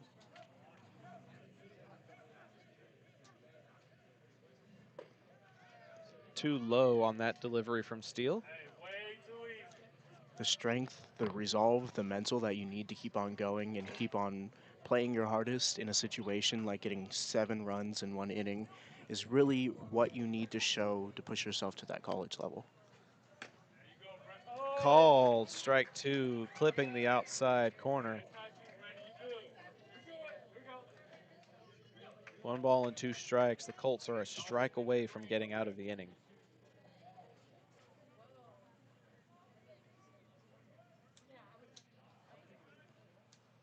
Runners are going. Swing and miss. Caleb Steele finally gets Arlington out of a disastrous top of the fourth, and we're headed to the fourth inning stretch finally. As we see how these last few innings unfold, Modern West invites you to see the difference that new windows can make in your home. Visit modernwestwindows.com to learn more about the fourth inning stretch sponsors here on the Zap Network. When your high school field needs to look game ready, trust John Kling and the pros at Field Ops North Texas. This veteran-owned team delivers fast turnaround and long-lasting field striping for football, soccer, lacrosse, and more, using professional-grade paint and equipment. Field Ops proudly serves schools and communities across North Texas, helping student-athletes compete on fields that look as good as they play. Get a free quote today by visiting gofieldops.com/north-texas. Navigating Medicare options isn't easy. Hi, I'm Patsy Arnold, and when the time came to navigate my options, I went to Chapman Cornelius. They helped me find the best plan for my needs, quoted me life insurance options, and guided me in making my decisions every step of the way. They want to do the same for you, so give them a call at 817-265-3346 or visit chapman-cornelius.com. Bottom of the fourth inning here at Colt Field. Shepler contributing offensively in the last half inning. Coming back out now with a 7-1 lead instead of a 1-0 deficit, as he has the first pitch to Abraham Alvarado fouled off and away.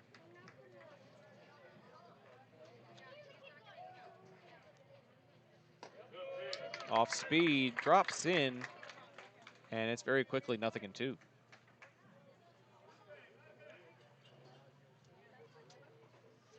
Pitch call comes in. Alvarado will pop that towards shortstop. It's a tough play and a long throw, and it's wide. Alvarado will reach on the E6, and the leadoff man is aboard for Arlington.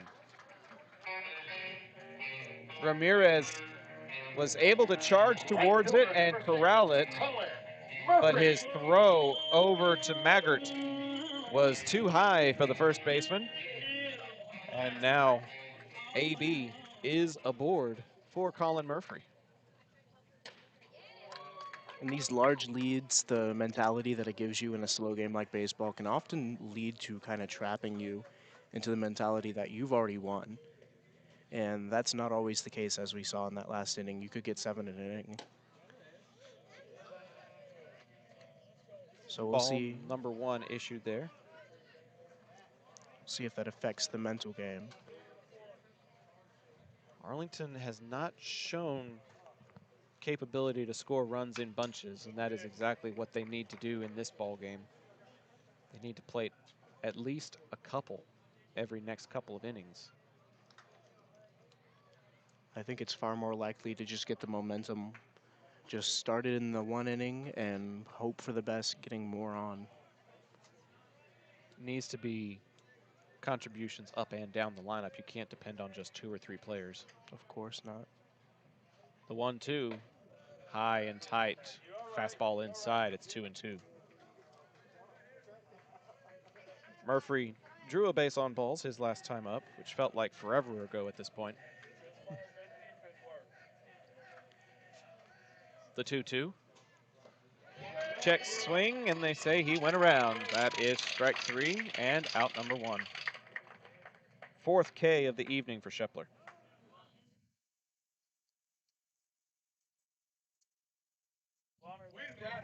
This is the designated hitter, Corbin Quiros.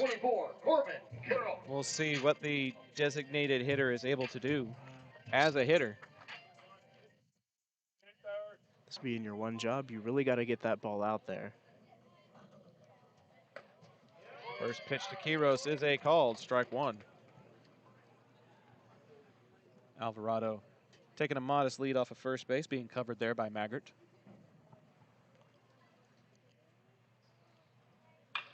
That's a shot to right center field, and that's headed for the fence. That may go over the fence. That could be They'll a run play it coming on in. the hop, and they're going to wave AB around from third. It's an RBI double for Corbin Quiros. The designated hitter gets the base hit and plates the second run for Arlington. Really gets the job done there, and that's what they need. They just needed to get back into the First baseman, bullpen. number 26, Noah Lapuente. If they can keep that scrappy mentality, it's possible that they can continue this momentum throughout this inning and get a few more in. Noah Cifuentes grounded into a double play his last time up. That opportunity not really available in this circumstance with Quiros on the second base bag. And he'll take a look at ball number 1 here. Noah started in the top 3 in the lineup to begin the season, has found himself down in the 8 hole as he continues to develop his swing. He takes a swing at this, and it's straight up in the infield. Maggart giving chase, and he'll collect out number 2. Just too far underneath it as it goes straight up in the air for the F3. It has been a difficult hitting game for him tonight. More just looking like bunt attempts most often. That'll force Quiros back to second base on the flyout. And it'll be up to Simon Hercules to try to extend the inning with 2 outs.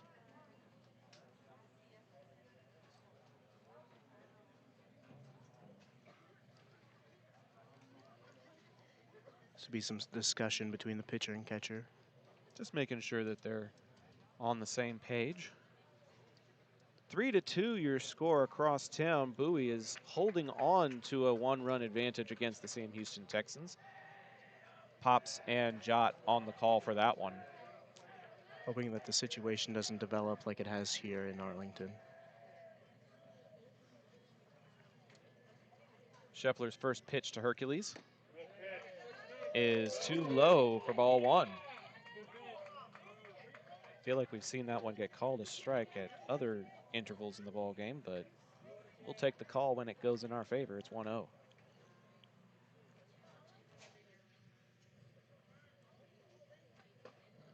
The lights are blinding at Arlington Stadium. Yeah, just don't stare at them quite so much.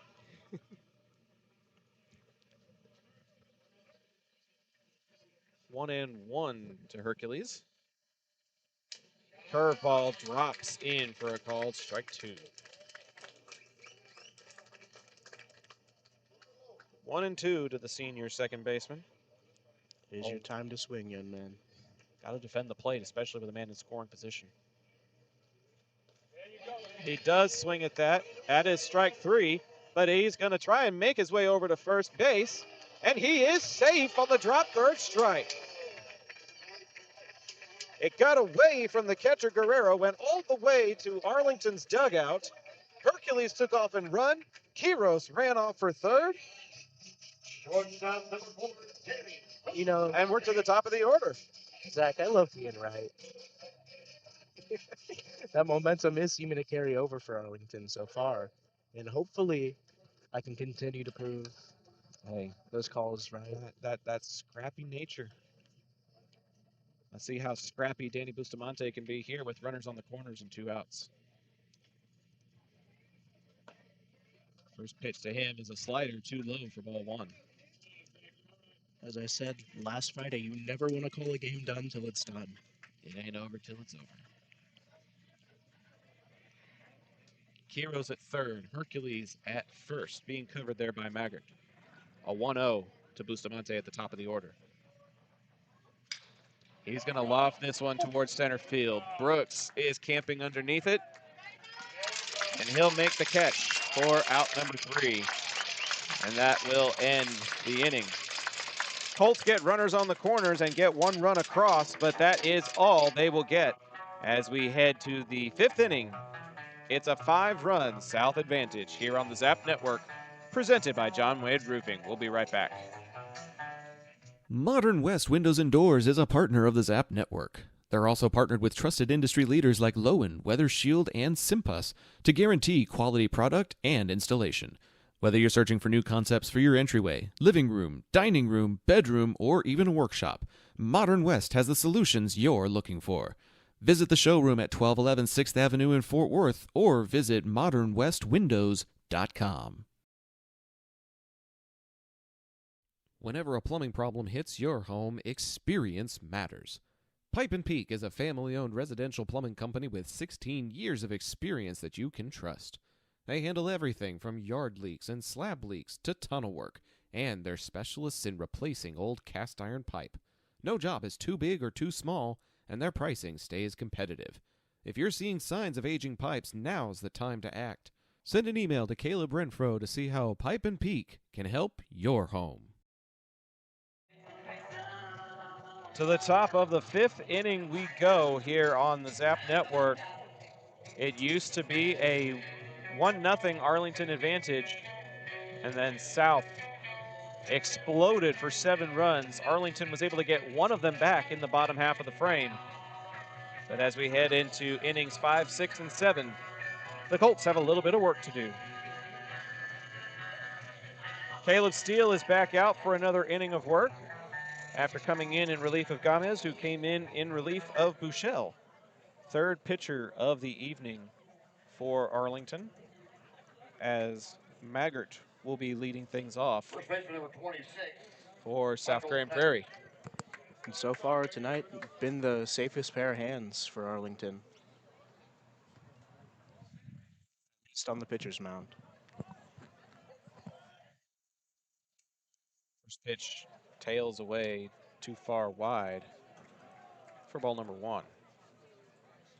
Maggart reached on an E6 and also got a single to center field in his last 2 plate appearances. And he's going to rip that one to left field. That's a clean base hit all the way to the wall. And Michael Maggart is going to lead things off with a double to left field for South.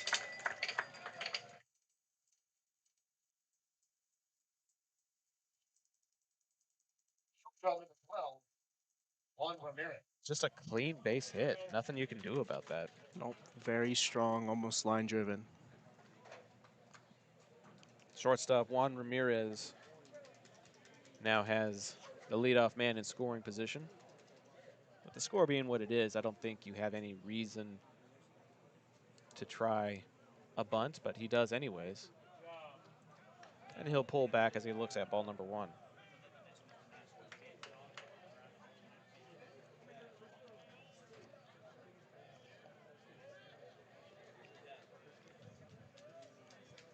Steele looks at the runner at second, and that one will get fouled into home plate and go behind the umpire to move the count to 1-1. He was ready to run off that bunt, but not quite there.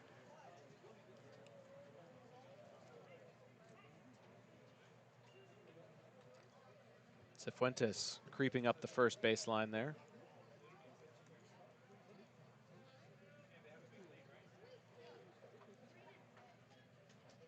Ramirez squares to bunt again, and they will feign towards second just to chase the runner back. No throw is issued, and it'll stay 1-1 at the plate. Just to hopefully redistribute some of that fear to SGP rather than Arlington. This one's a dinker. They're going to go to first base, and Hercules doesn't cover it. In and out of the glove, and here comes another run.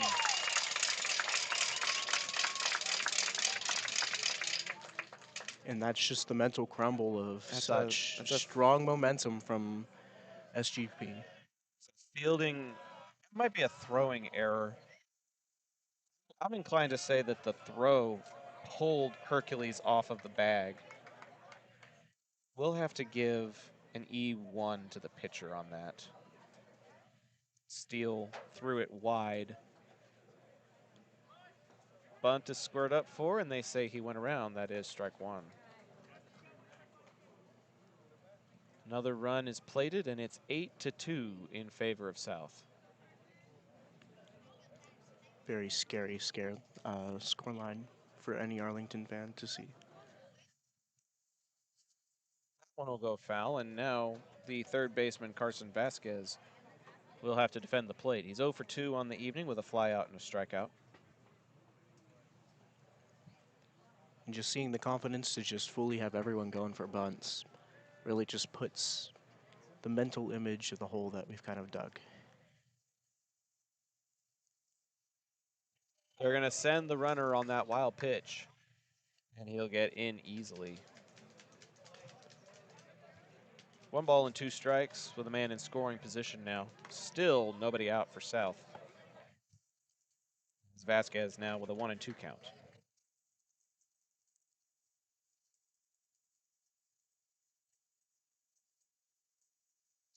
That one is underneath the swing, and that is the first out of the inning. The mental game tonight has been absolutely grimy here at Arlington Field. Second strikeout for Caleb Steele. First out of the inning Second baseman number for 2, the J.C. Lucio. second baseman now, J.C. Lucio. 2 singles to center field so far, 2 for 2 for the 9-hole hitter.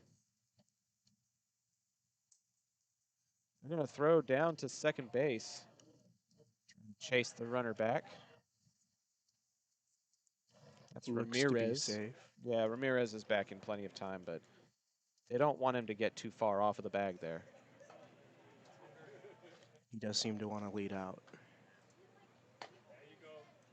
That one's too far outside, and it's 2-0 to the man at the plate, Lucio. Dust flying out of the glove.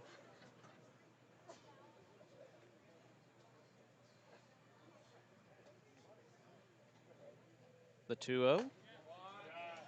Axel tried to frame it, but he does not get the call. And that moves it to a 3-ball count for Lucio.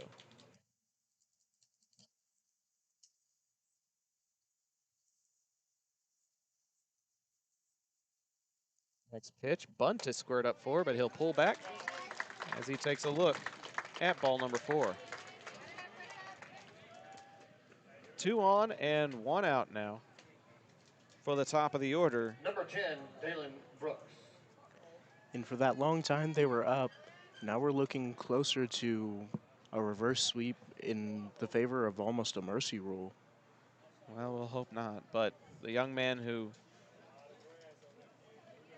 plated 3 with 1 swing of the bat is to the plate in the form of Dalen Brooks. He's got 2 aboard here for this at-bat. First pitch to him is a called strike 1.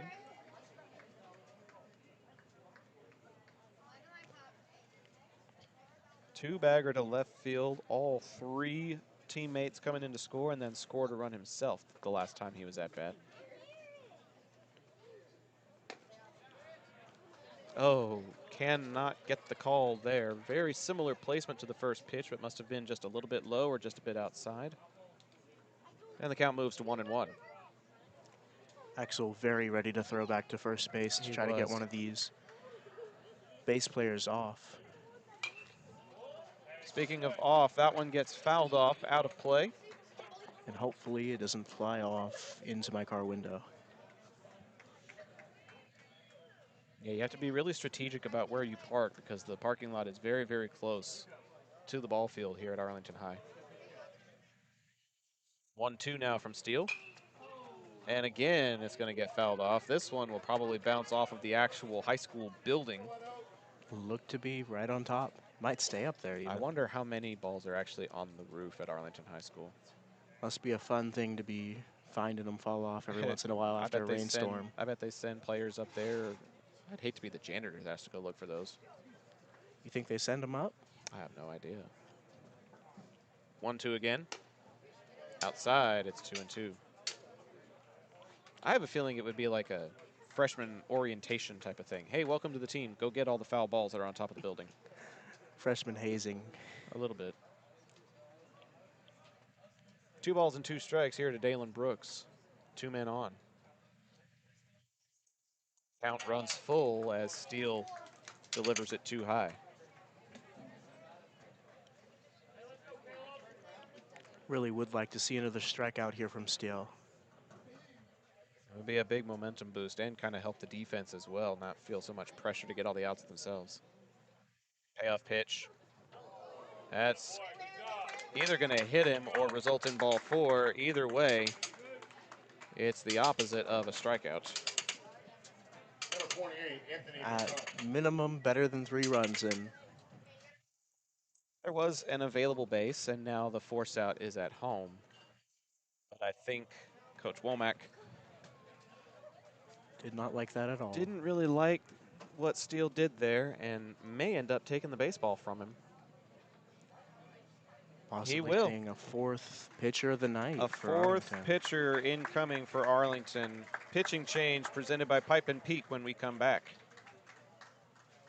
Zach Arnold Productions is proud to service the greater Arlington and DFW area. With experience in broadcasting, podcasting, web series, public address, marketing, and public relations, Zap can help you tackle any modern communications task. Whether you need an announcer for your sporting event or just need help proofing a press release, be sure to call 817-319-2402 to see how you can find energetic media solutions for your task with Zach Arnold Productions. John Wade Roofing is celebrating 40 years serving the Arlington area. John Sr. played for Colt football and was the team MVP in '76. He went on to play for TCU, earning all conference honors. The family has a Colt legacy that spans generations and wants to help your family's roofing needs, plus gutters, painting, solar, and more.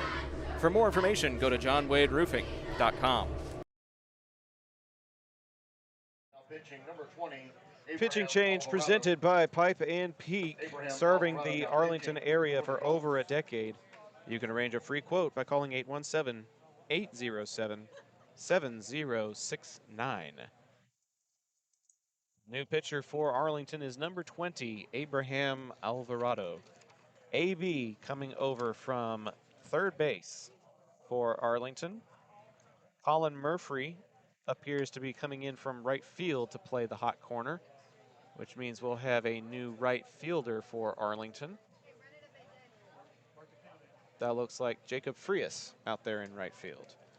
So Murphy from right field to third, Frias in right, Defensive changes for the Colts. and New right Murphy fielder, Frias down in right at field. New third. Third baseman Murphy.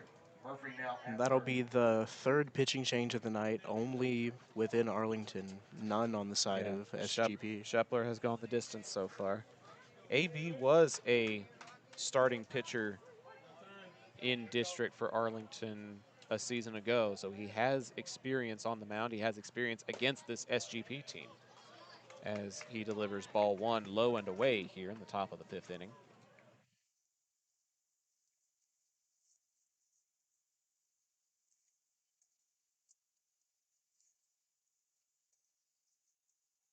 That one's going to be a called strike, catching the outside corner.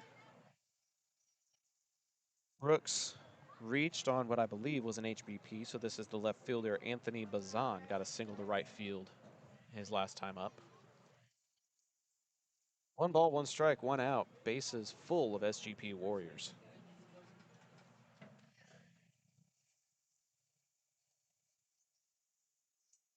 That one will get fouled off, and it's 1-2. Across town, over at the home of the Texans, Sam Houston has tied things up with Bowie. It is 3-3. With Pops and Jot on the call for that one. Oh, and just slightly better than the one we're covering tonight. A little more competitive.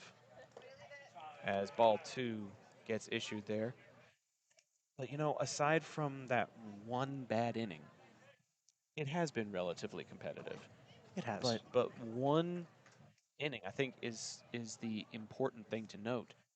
As slow as baseball can sometimes be, as Alvarado issues a called strike 3, as slow as baseball can be sometimes, one Number 21, inning Zach Shepler.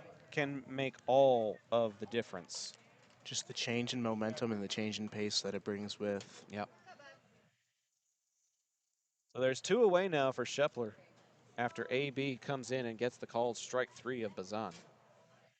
Shepler has walked in his last 2 plate appearances, as this one's going to skitter in front of Axel for ball 1.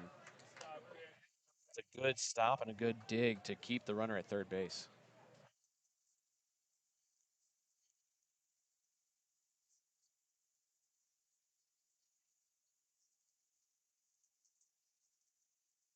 AB turns and delivers.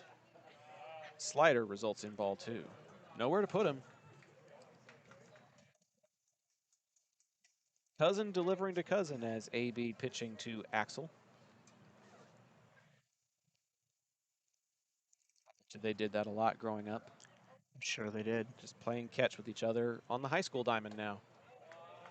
As the off speed tails away for ball number 3. Shepler very patient at the plate tonight. With a single to left back in the first inning. Patient on the mound and the plate, I'd say. Very true. That's a walk, and that's another run. Just as Rome was not built in one day, Rome will not fall in one day, with all these Warriors putting in their full effort. Juan Ramirez reached on an error and has come around to score to make it 9-2. And it's a bases loaded walk and an RBI for Shepler. He'll have courtesy runner in the form of number 5, Bertman. Bertman now running for Shepler at first. He delivers another ball to low and inside.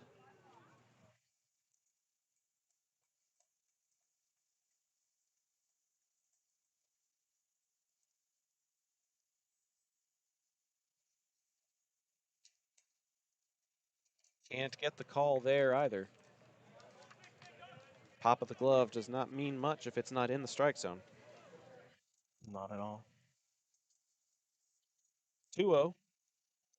It's now 3-0, and AB kicking up dust. Kicking up dust and having the same problems every other pitcher that just about every other Arlington pitcher has had, finding the strike zone. Shepler squares up for a bunt, and it'll be a called strike as he twists away from it. Gamble not quite paying off there. Why not try a suicide squeeze? You've tried just about everything else tonight, too. Back up the middle, and that's a base hit.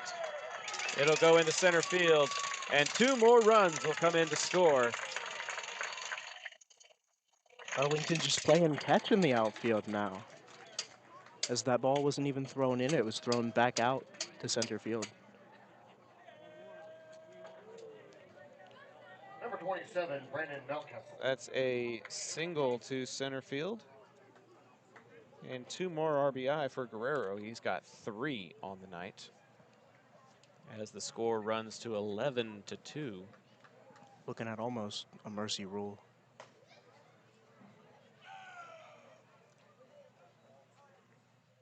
One and 0 the count here to Julian Guerrero. Cleanup hitter, and no, this is Mountcastle. Apologies.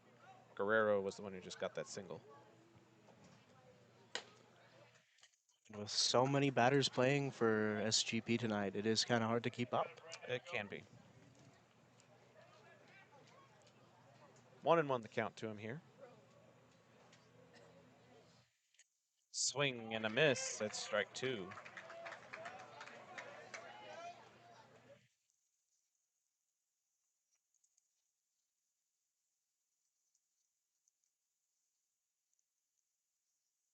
He looks at second and comes home with it.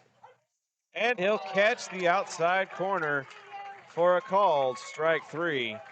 That'll end the inning, but not before South puts up 4 more, and they lead it 11-2. Live on the Zap Network, it's high school baseball presented by John Wade Roofing. We'll be back right after this. John Wade Roofing is celebrating 40 years serving the Arlington area. John Sr. played for Colt football and was the team MVP in '76. He went on to play for TCU, earning all conference honors. The family has a Colt legacy that spans generations and wants to help your family's roofing needs, plus gutters, painting, solar, and more. For more information, go to johnwaderoofing.com. Taquería Taco Express es la taquería oficial de Zach Arnold Productions. Con un amplio y auténtico menú, satisface tus antojos o prepara tu próximo evento con nosotros. Visítanos todos los martes para disfrutar de Taco Tuesday con 5 tacos y un agua fresca por solo $10.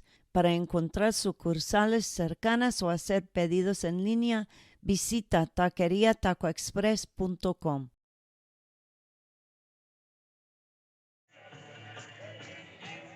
Bottom of the 5th inning about to get underway here at Colt Field. Shepler coming back out for another inning of work. He has held Arlington to just 2 runs on 4 hits and has gotten 11 runs of support, including 4 that were plated in the last half inning. Just 1 away from the run rule scenario, but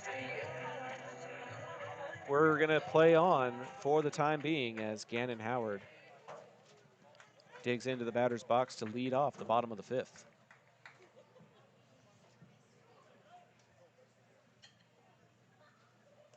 First pitch, check swing. And it looks like they're going to make an appeal. And the first base umpire says he did not go around. That's ball 1. Gannon wouldn't be in one of the brighter lights today for Arlington. That pop in the glove is too high for ball number 2. Yeah, he's gotten a single to center and walked and stolen a base. Hot shot, fair ball down the left field line. That's going to the coffin corner. And Howard's got the speed to make it trouble. It's being bobbled out there. He's thinking about 3, but Coach Womack is going to keep him there. It's a leadoff double down the left field line for Gannon Howard. Just as I say it, he does it. Axel Alvarado. That'll put a man in scoring position for Axel Alvarado. Coming into this week's series against South Grand Prairie, including Tuesday's action, Axel was batting .486 on the season. Didn't have a great showing on Tuesday, but he's swinging at the first pitch he sees here. Down the line and foul. Did not have a great game on Tuesday, unfortunately. An 0 for 3 outing that will probably shave that average a little bit. But for the most part, a very, very good batter for Arlington, which is why he finds himself in the top 3 in the lineup. Not a whole lot of power. We've seen a couple of doubles off of him. But for the most part, just finding the gaps in the defense and finding his way aboard. We'll check his swing, but a strike is going to be called anyways, and it's 1-2. Oftentimes, power is not needed, and it's just good placement that'll get you there. The placement was what got that strike call from Shepler, as Axel did not agree with it. He's going to chop this one to second base. It'll move Gannon Howard over to third, but the 4-3 putout will retire Axel.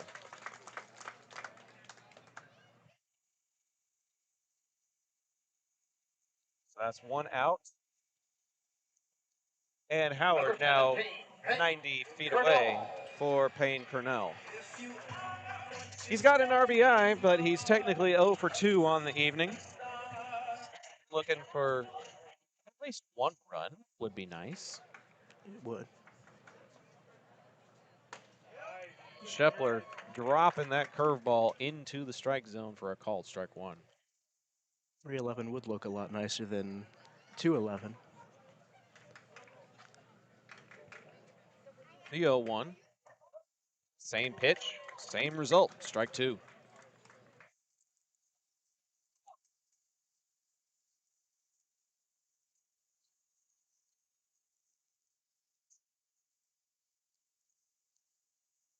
Shepler's 0-2.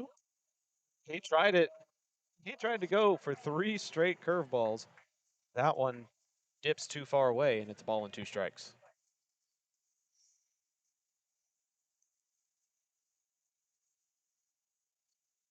One, 2 now. Came back at him with the fastball. He got that alive at least. He keeps it alive. He's changing up the velocity.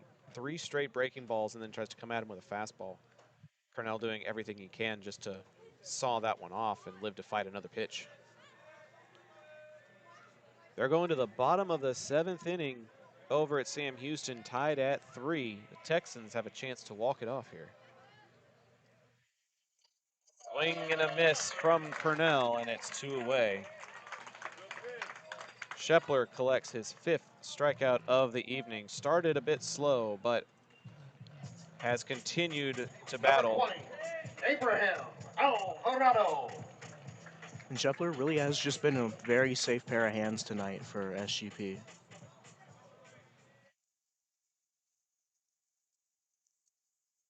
Two away for AB as he looks at one high and tight for ball 1. He's been quite enjoying himself out on the mound tonight as well. Well, wouldn't you enjoy an 11-2 lead? I would. Ball 2 to Abraham.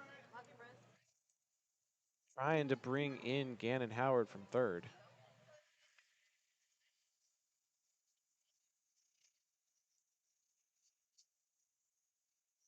The 2-0 pitch is below the strike zone this time. And it's a 3-0 count to AB. He'll put his bat on his shoulder here and force Shepler to throw a strike. And he does, as expected. And now it's a hitter's count of 3 balls and a strike to him. Guerrero getting very excited about that strike. Shepler placed it exactly where he wanted it. And AB will take a look at ball number 4 there as out one is low and away. And with 2 outs, there's runners on the corners as the pitcher finds his way aboard. Possibly chance for a 4th double play of the night. Not with 2 outs, unfortunately. Number 6, Colin Murphy. One of the assistant coaches for SGP coming out to the mound to have a conversation with Guerrero and Shepler.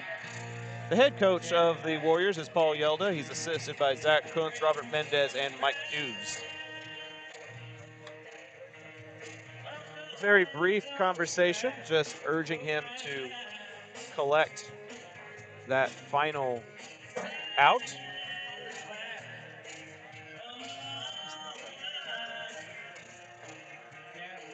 He's trying to get it at the expense of Colin Murphy, the new third baseman, former right fielder.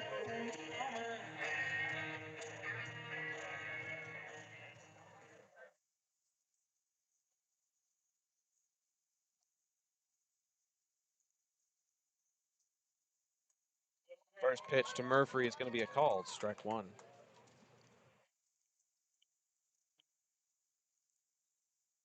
This is number 10 for Arlington, running Jacob Golden. Big shot to the right center field gap, but not enough of a gap as Murphy flies out to right to end the inning. We're headed to the 6th. Arlington leaves another man stranded at third here at Colt Field. Back after this on the Zap Network. Field Ops North Texas is the trusted name in athletic field marketing for schools, teams, leagues, and tournaments. They even do commercial landscaping. The better question is, what can't they do? With fast turnaround times and proven expertise, they make sure your grounds look unbeatable every time. Call 817-908-2194 to find out more. Looking for a plumber you can rely on? Pipe & Peak handles all your residential plumbing needs. From tunneling and slab leaks to camera inspection and sewer repair, and even cast iron replacement. They offer competitive pricing and now offer financing to make repairs easier to manage. Family owned and trusted for over 16 years, they treat every home like their own. Call 817-807-7069 to get your free quote and get your plumbing handled right.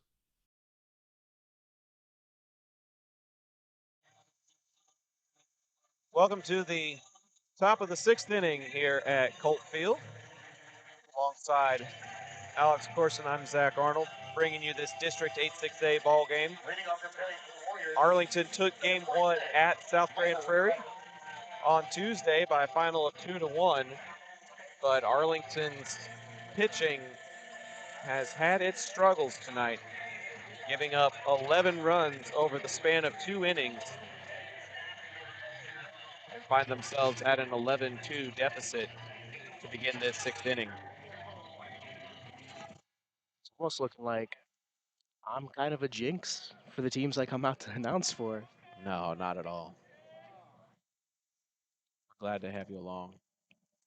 Glad to have those of you that are still with us tuning in to this ball game. We appreciate your faithful viewership as AB issues a called strike 1 and then a check swing for a 1-1 count. This one will get fouled straight back, and it's 1-2 to number 26 for South Graham Prairie, Michael Maggart. Got a double to left field, also has a single to center,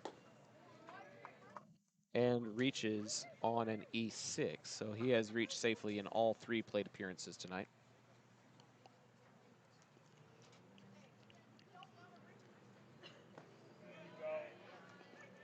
Count runs full.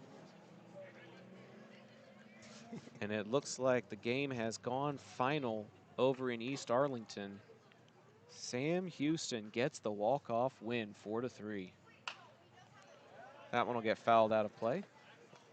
So Bowie gets the walk-off win against Sam on Tuesday, and Sam Houston returns the favor, taking that game from them in a walk-off of their own on Friday. That is ball 4. And Maggart reaches safely for the 4th time tonight. Good to see at least the series are staying competitive. Well, unless I'm mistaken, there may only be one undefeated left in district by the end of the night. Because if Arlington falls in this ball game, they will go to 3-1. South will improve to 3-1. But there will possibly be an undefeated still in the form of the Lamar Vikings, as they are expected to win against Haltom tonight. They'll be the only 4-0 team. Everybody else will have beaten everybody else at least once in this very competitive district.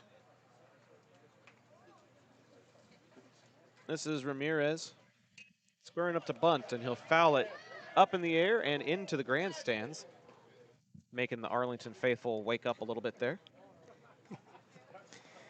Wake-up call much needed at this point in the game. Absolutely. I'm just glad it isn't trying to like tear through the canopy that we've got here for our broadcast area. Yeah. I think the ball would bounce rather than come through. Maybe. I don't know if I have that much faith in this tent. Maybe not at that center part up there. There's too much expensive equipment here for me to risk all of its safety on one piece of tarpaulin. Bunt squared up for again, and fouled into home plate. And it moves to 0-2 now.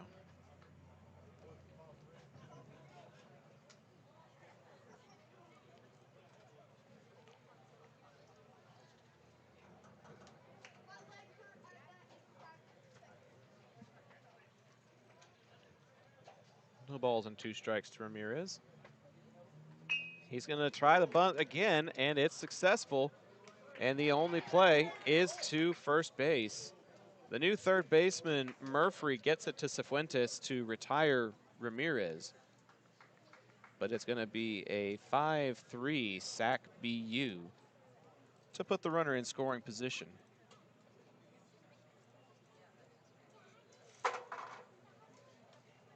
This is a new batter in the spot Now batting of for the Warriors, Carson number 30, Vasquez. Cooper Hampton. Hampton now batting for the Warriors. This is number 30, Cooper Hampton. The Warriors just keep populating in more. Well, with the score being what it is, why not try to give some at-bats to players who don't see a lot of varsity time? Of course. A phalanx formation, you move your fresh soldiers to the front.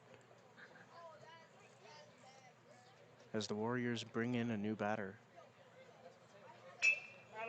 That's a tapper to second, and it's going to go past the glove of Hercules into right field, and that will give South a 10-run advantage as number 23, Alex Rios, comes in to score.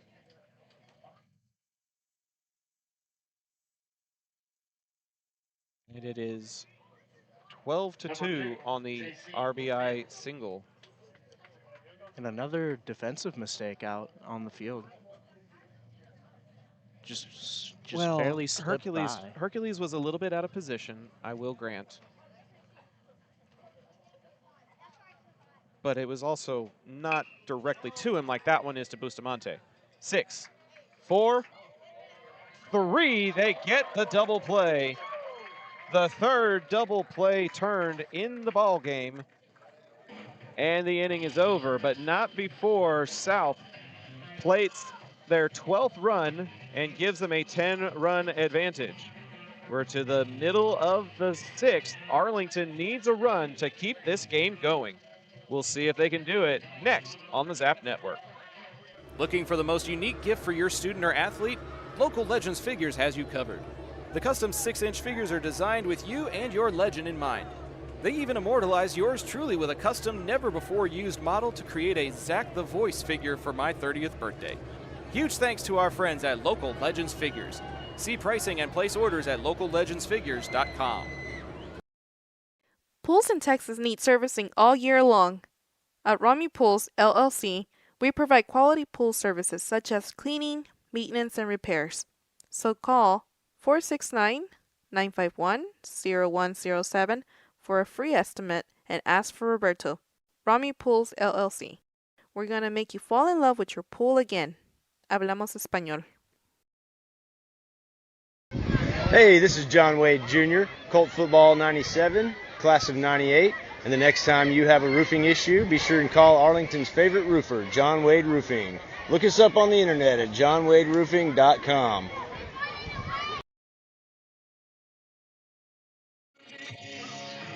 Fans, a reminder to stay tuned for the post-game show presented by John Wade Roofing at the immediate conclusion of this ball game. We're hoping that it's not here in the bottom of the 6th, but there is an off chance that it may be, as Corbin Quiros got a big base hit in his last appearance.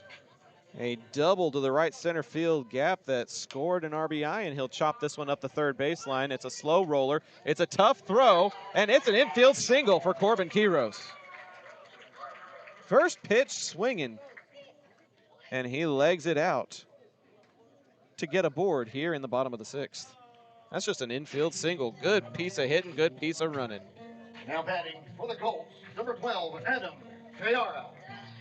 Coming in for Cifuentes is a pinch hitter. Cifuentes was 0 for 2 on the evening, and we'll put in number 12, Adam Tayara, to get some cuts here in the bottom of the 6th. I think good hustle from Corbin being this far into the hole. Yep, that's true. Strike one is issued there.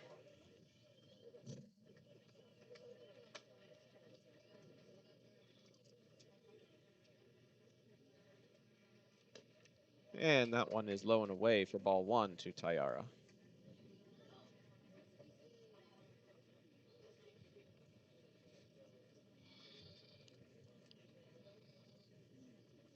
The 1-1 from Scheffler is in the air to right field, but it'll stay in the field of play as Mountcastle makes the grab for the F9 and out number 1. Number 3, Simon Hercules. Hercules, technically a strikeout victim, but reached on a drop third strike anyways. Gotta love those technicalities. It's the nuance of baseball. Quiros is headed for second on the wild pitch, and they got him anyways.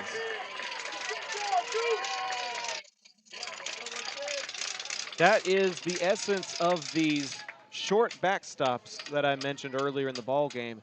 An easy carom for Guerrero and still made the throw to catch Quiros and eliminate the batter.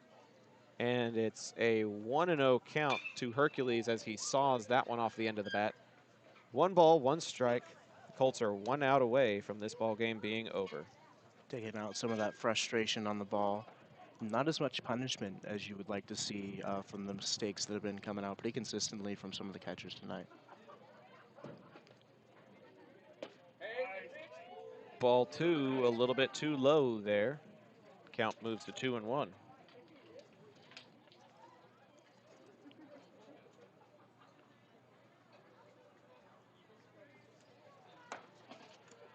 And that's high and tight. It's a 3-1 count for Simon Hercules. Good quality at bat for him.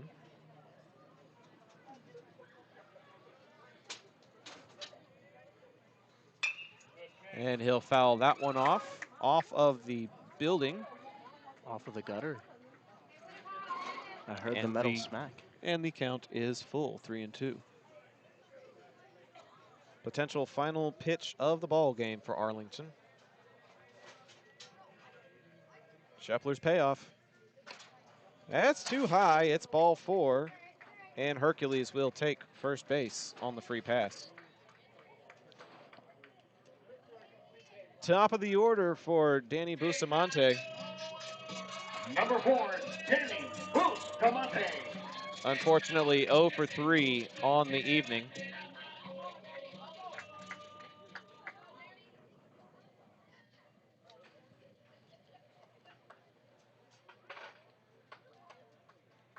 Hercules with a modest lead of first. Curveball drops in for a called strike 1 at the plate to Bustamante.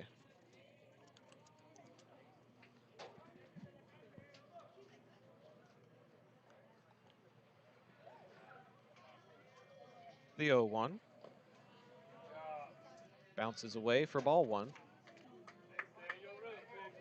Bustamante struck out, grounded out, and flied out. The triple crown of ways to get out. Hoping to find his way aboard here. And he'll take a look at a curveball that dropped in. And again, Arlington down to their final strike of the ball game.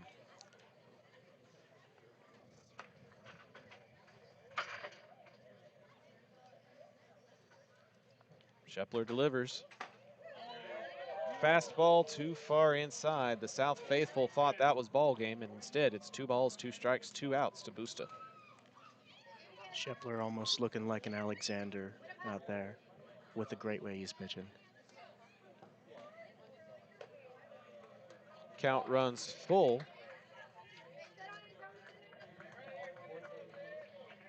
Bustamante hoping to find a way aboard. Schepler trying to end the ball game here. Payoff pitch, runner goes, and it'll get fouled off, and we'll do it again. At bat still alive. Hope still dangling. By a thread. Yarn one at that.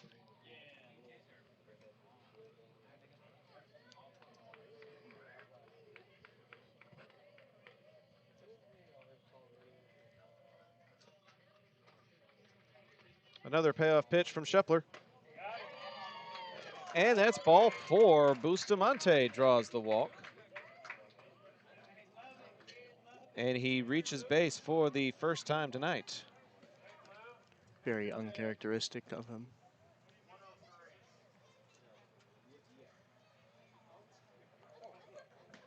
I heard 103 called from somewhere.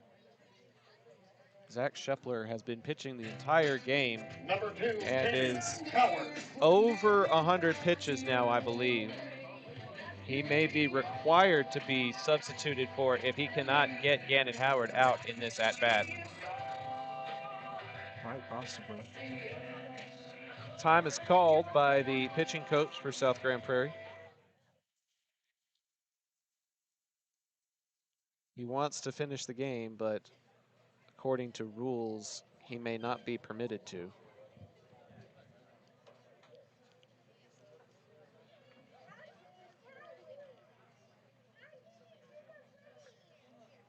He has been battling tonight. Would be quite a bit of a frustrating pullout at this point, not quite able to get the finish out. Indeed.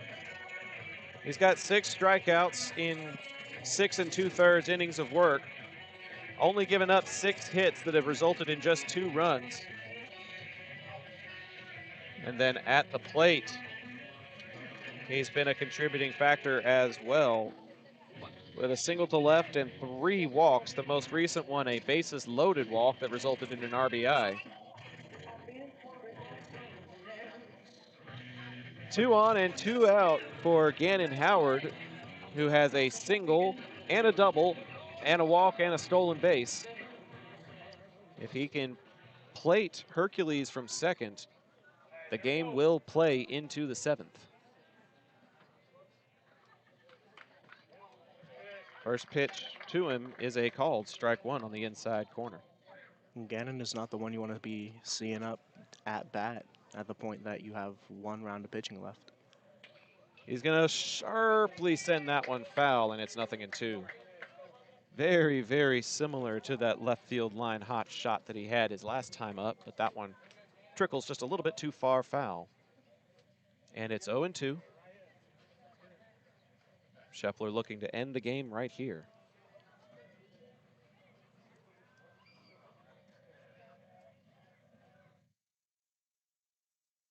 And he does. That is the ball game.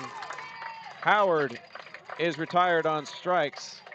The 7th for Scheffler as he goes for the complete game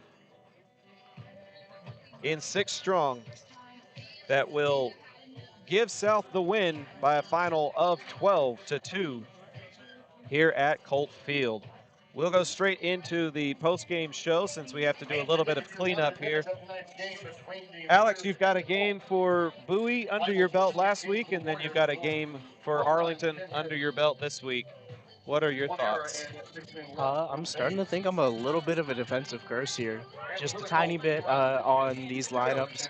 Last week we did see Bowie having a little bit of issues out on the defense, and now Arlington just as well having those issues right into the game on defense. So I'm hoping that I'm not having the reverse luck curse here, the caster's curse as we call it. No, nothing of the sort. It was just a well-played game by South. They weathered the storm, as you might say, because Arlington did strike first, but they didn't panic, and they ended up plating 7 runs in 1 inning, and that proved to be the difference. It didn't matter if you put on another 4 in the next inning or if you got a 12th run later on. It just didn't seem like Arlington had the offense to be able to come back from that type of run production, and so whether Arlington needs to rely a little more heavily on their defense or if their bats need to wake up, this was a showcase of improvements that can be made moving forward in district play. Both teams 3-1 in district play. It's a very competitive district, so there's still a lot of baseball left to play for both teams. And you were mentioning during one of our commercial breaks that a Game 3 could be in the cards, which is very possible because that's what they had to do last year to determine a district championship. So that is definitely something to be thinking about in the back of our minds as this game does not go in Arlington's favor, but the season is also far from over. Yeah, and it's quite possible, but it would also have to be through Lamar's fall at this point, with them still maintaining that perfect record, and with how competitive this area is with their baseball. It's going to be a tough one just for all the teams. It will be, and Lamar has been one of those teams that consistently makes the playoffs year in and year out. It's usually Arlington and South Grand Prairie and Lamar, and then a 4th team. Last year it was Bowie. In years past it's been somebody like Martin perhaps, and so the district pecking order is still something that we are all figuring out. Bowie fell to Sam Houston tonight, so they are now 2-2 in district. Haltom is playing Lamar, and Haltom got swept by Arlington, likely going to get swept by Lamar, so they may be 0-4. So we're just getting started with district play, but we're already kind of getting a feel for who the movers and shakers are. And a 3-1 record is still nothing to sneeze at as Arlington gets ready to push forward into their next district series next week. Not at all. And I think that really, with this game, you really do have to have eyes on Shepler as a pitcher. Going into these next few games that they have, I think if they can keep that form out on the mound, it really will be tough for other teams to consistently, keep their hitters strong. It's very true. Very true. So South Grand Prairie moves to 3-1 in the district with this win tonight. Arlington falls to 3-1 in the district.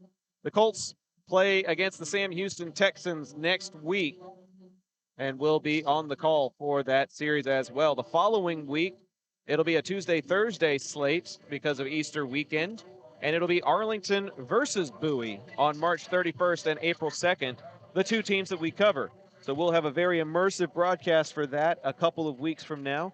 But in the meantime, we will have some more baseball coming your way on the 24th and the 27th. Arlington versus Sam Houston next Tuesday and at Sam Houston next Friday. The postgame show is presented by John Wade Roofing. John Sr. played for Arlington High and was the team MVP in 1976. He also played for TCU and UTA football, earning all conference and conference champion honors. After a stint with the Houston Oilers, he started roofing in 1982 and never looked back. His legacy on the gridiron is now matched by the legacy the company has built in the community for over 40 years. The next time you have roofing needs, gutters, painting, solar, or more, call the family that does more at 817-265-5520. Alex, any final thoughts before we call it a night? I just hope the next game I'm coming out and call doesn't have caster curses on the defense. As that seems to be a reputation I'm starting to earn for myself out here in Arlington. It's nothing that we're going to be saying ourselves on the broadcast. It's just the way baseball goes sometimes, the way Ron Washington says. And this night, it goes the way of SGP. Final score again in 6 innings. It's the Warriors 12 and the Colts 2. Arlington back in action on Tuesday. But until then, for Alex Corson, I'm Zach Arnold, thanking you for tuning in to tonight's edition of High School Baseball on the Zap Network. We'll see you all real soon, but until then, have a great night and have a great weekend.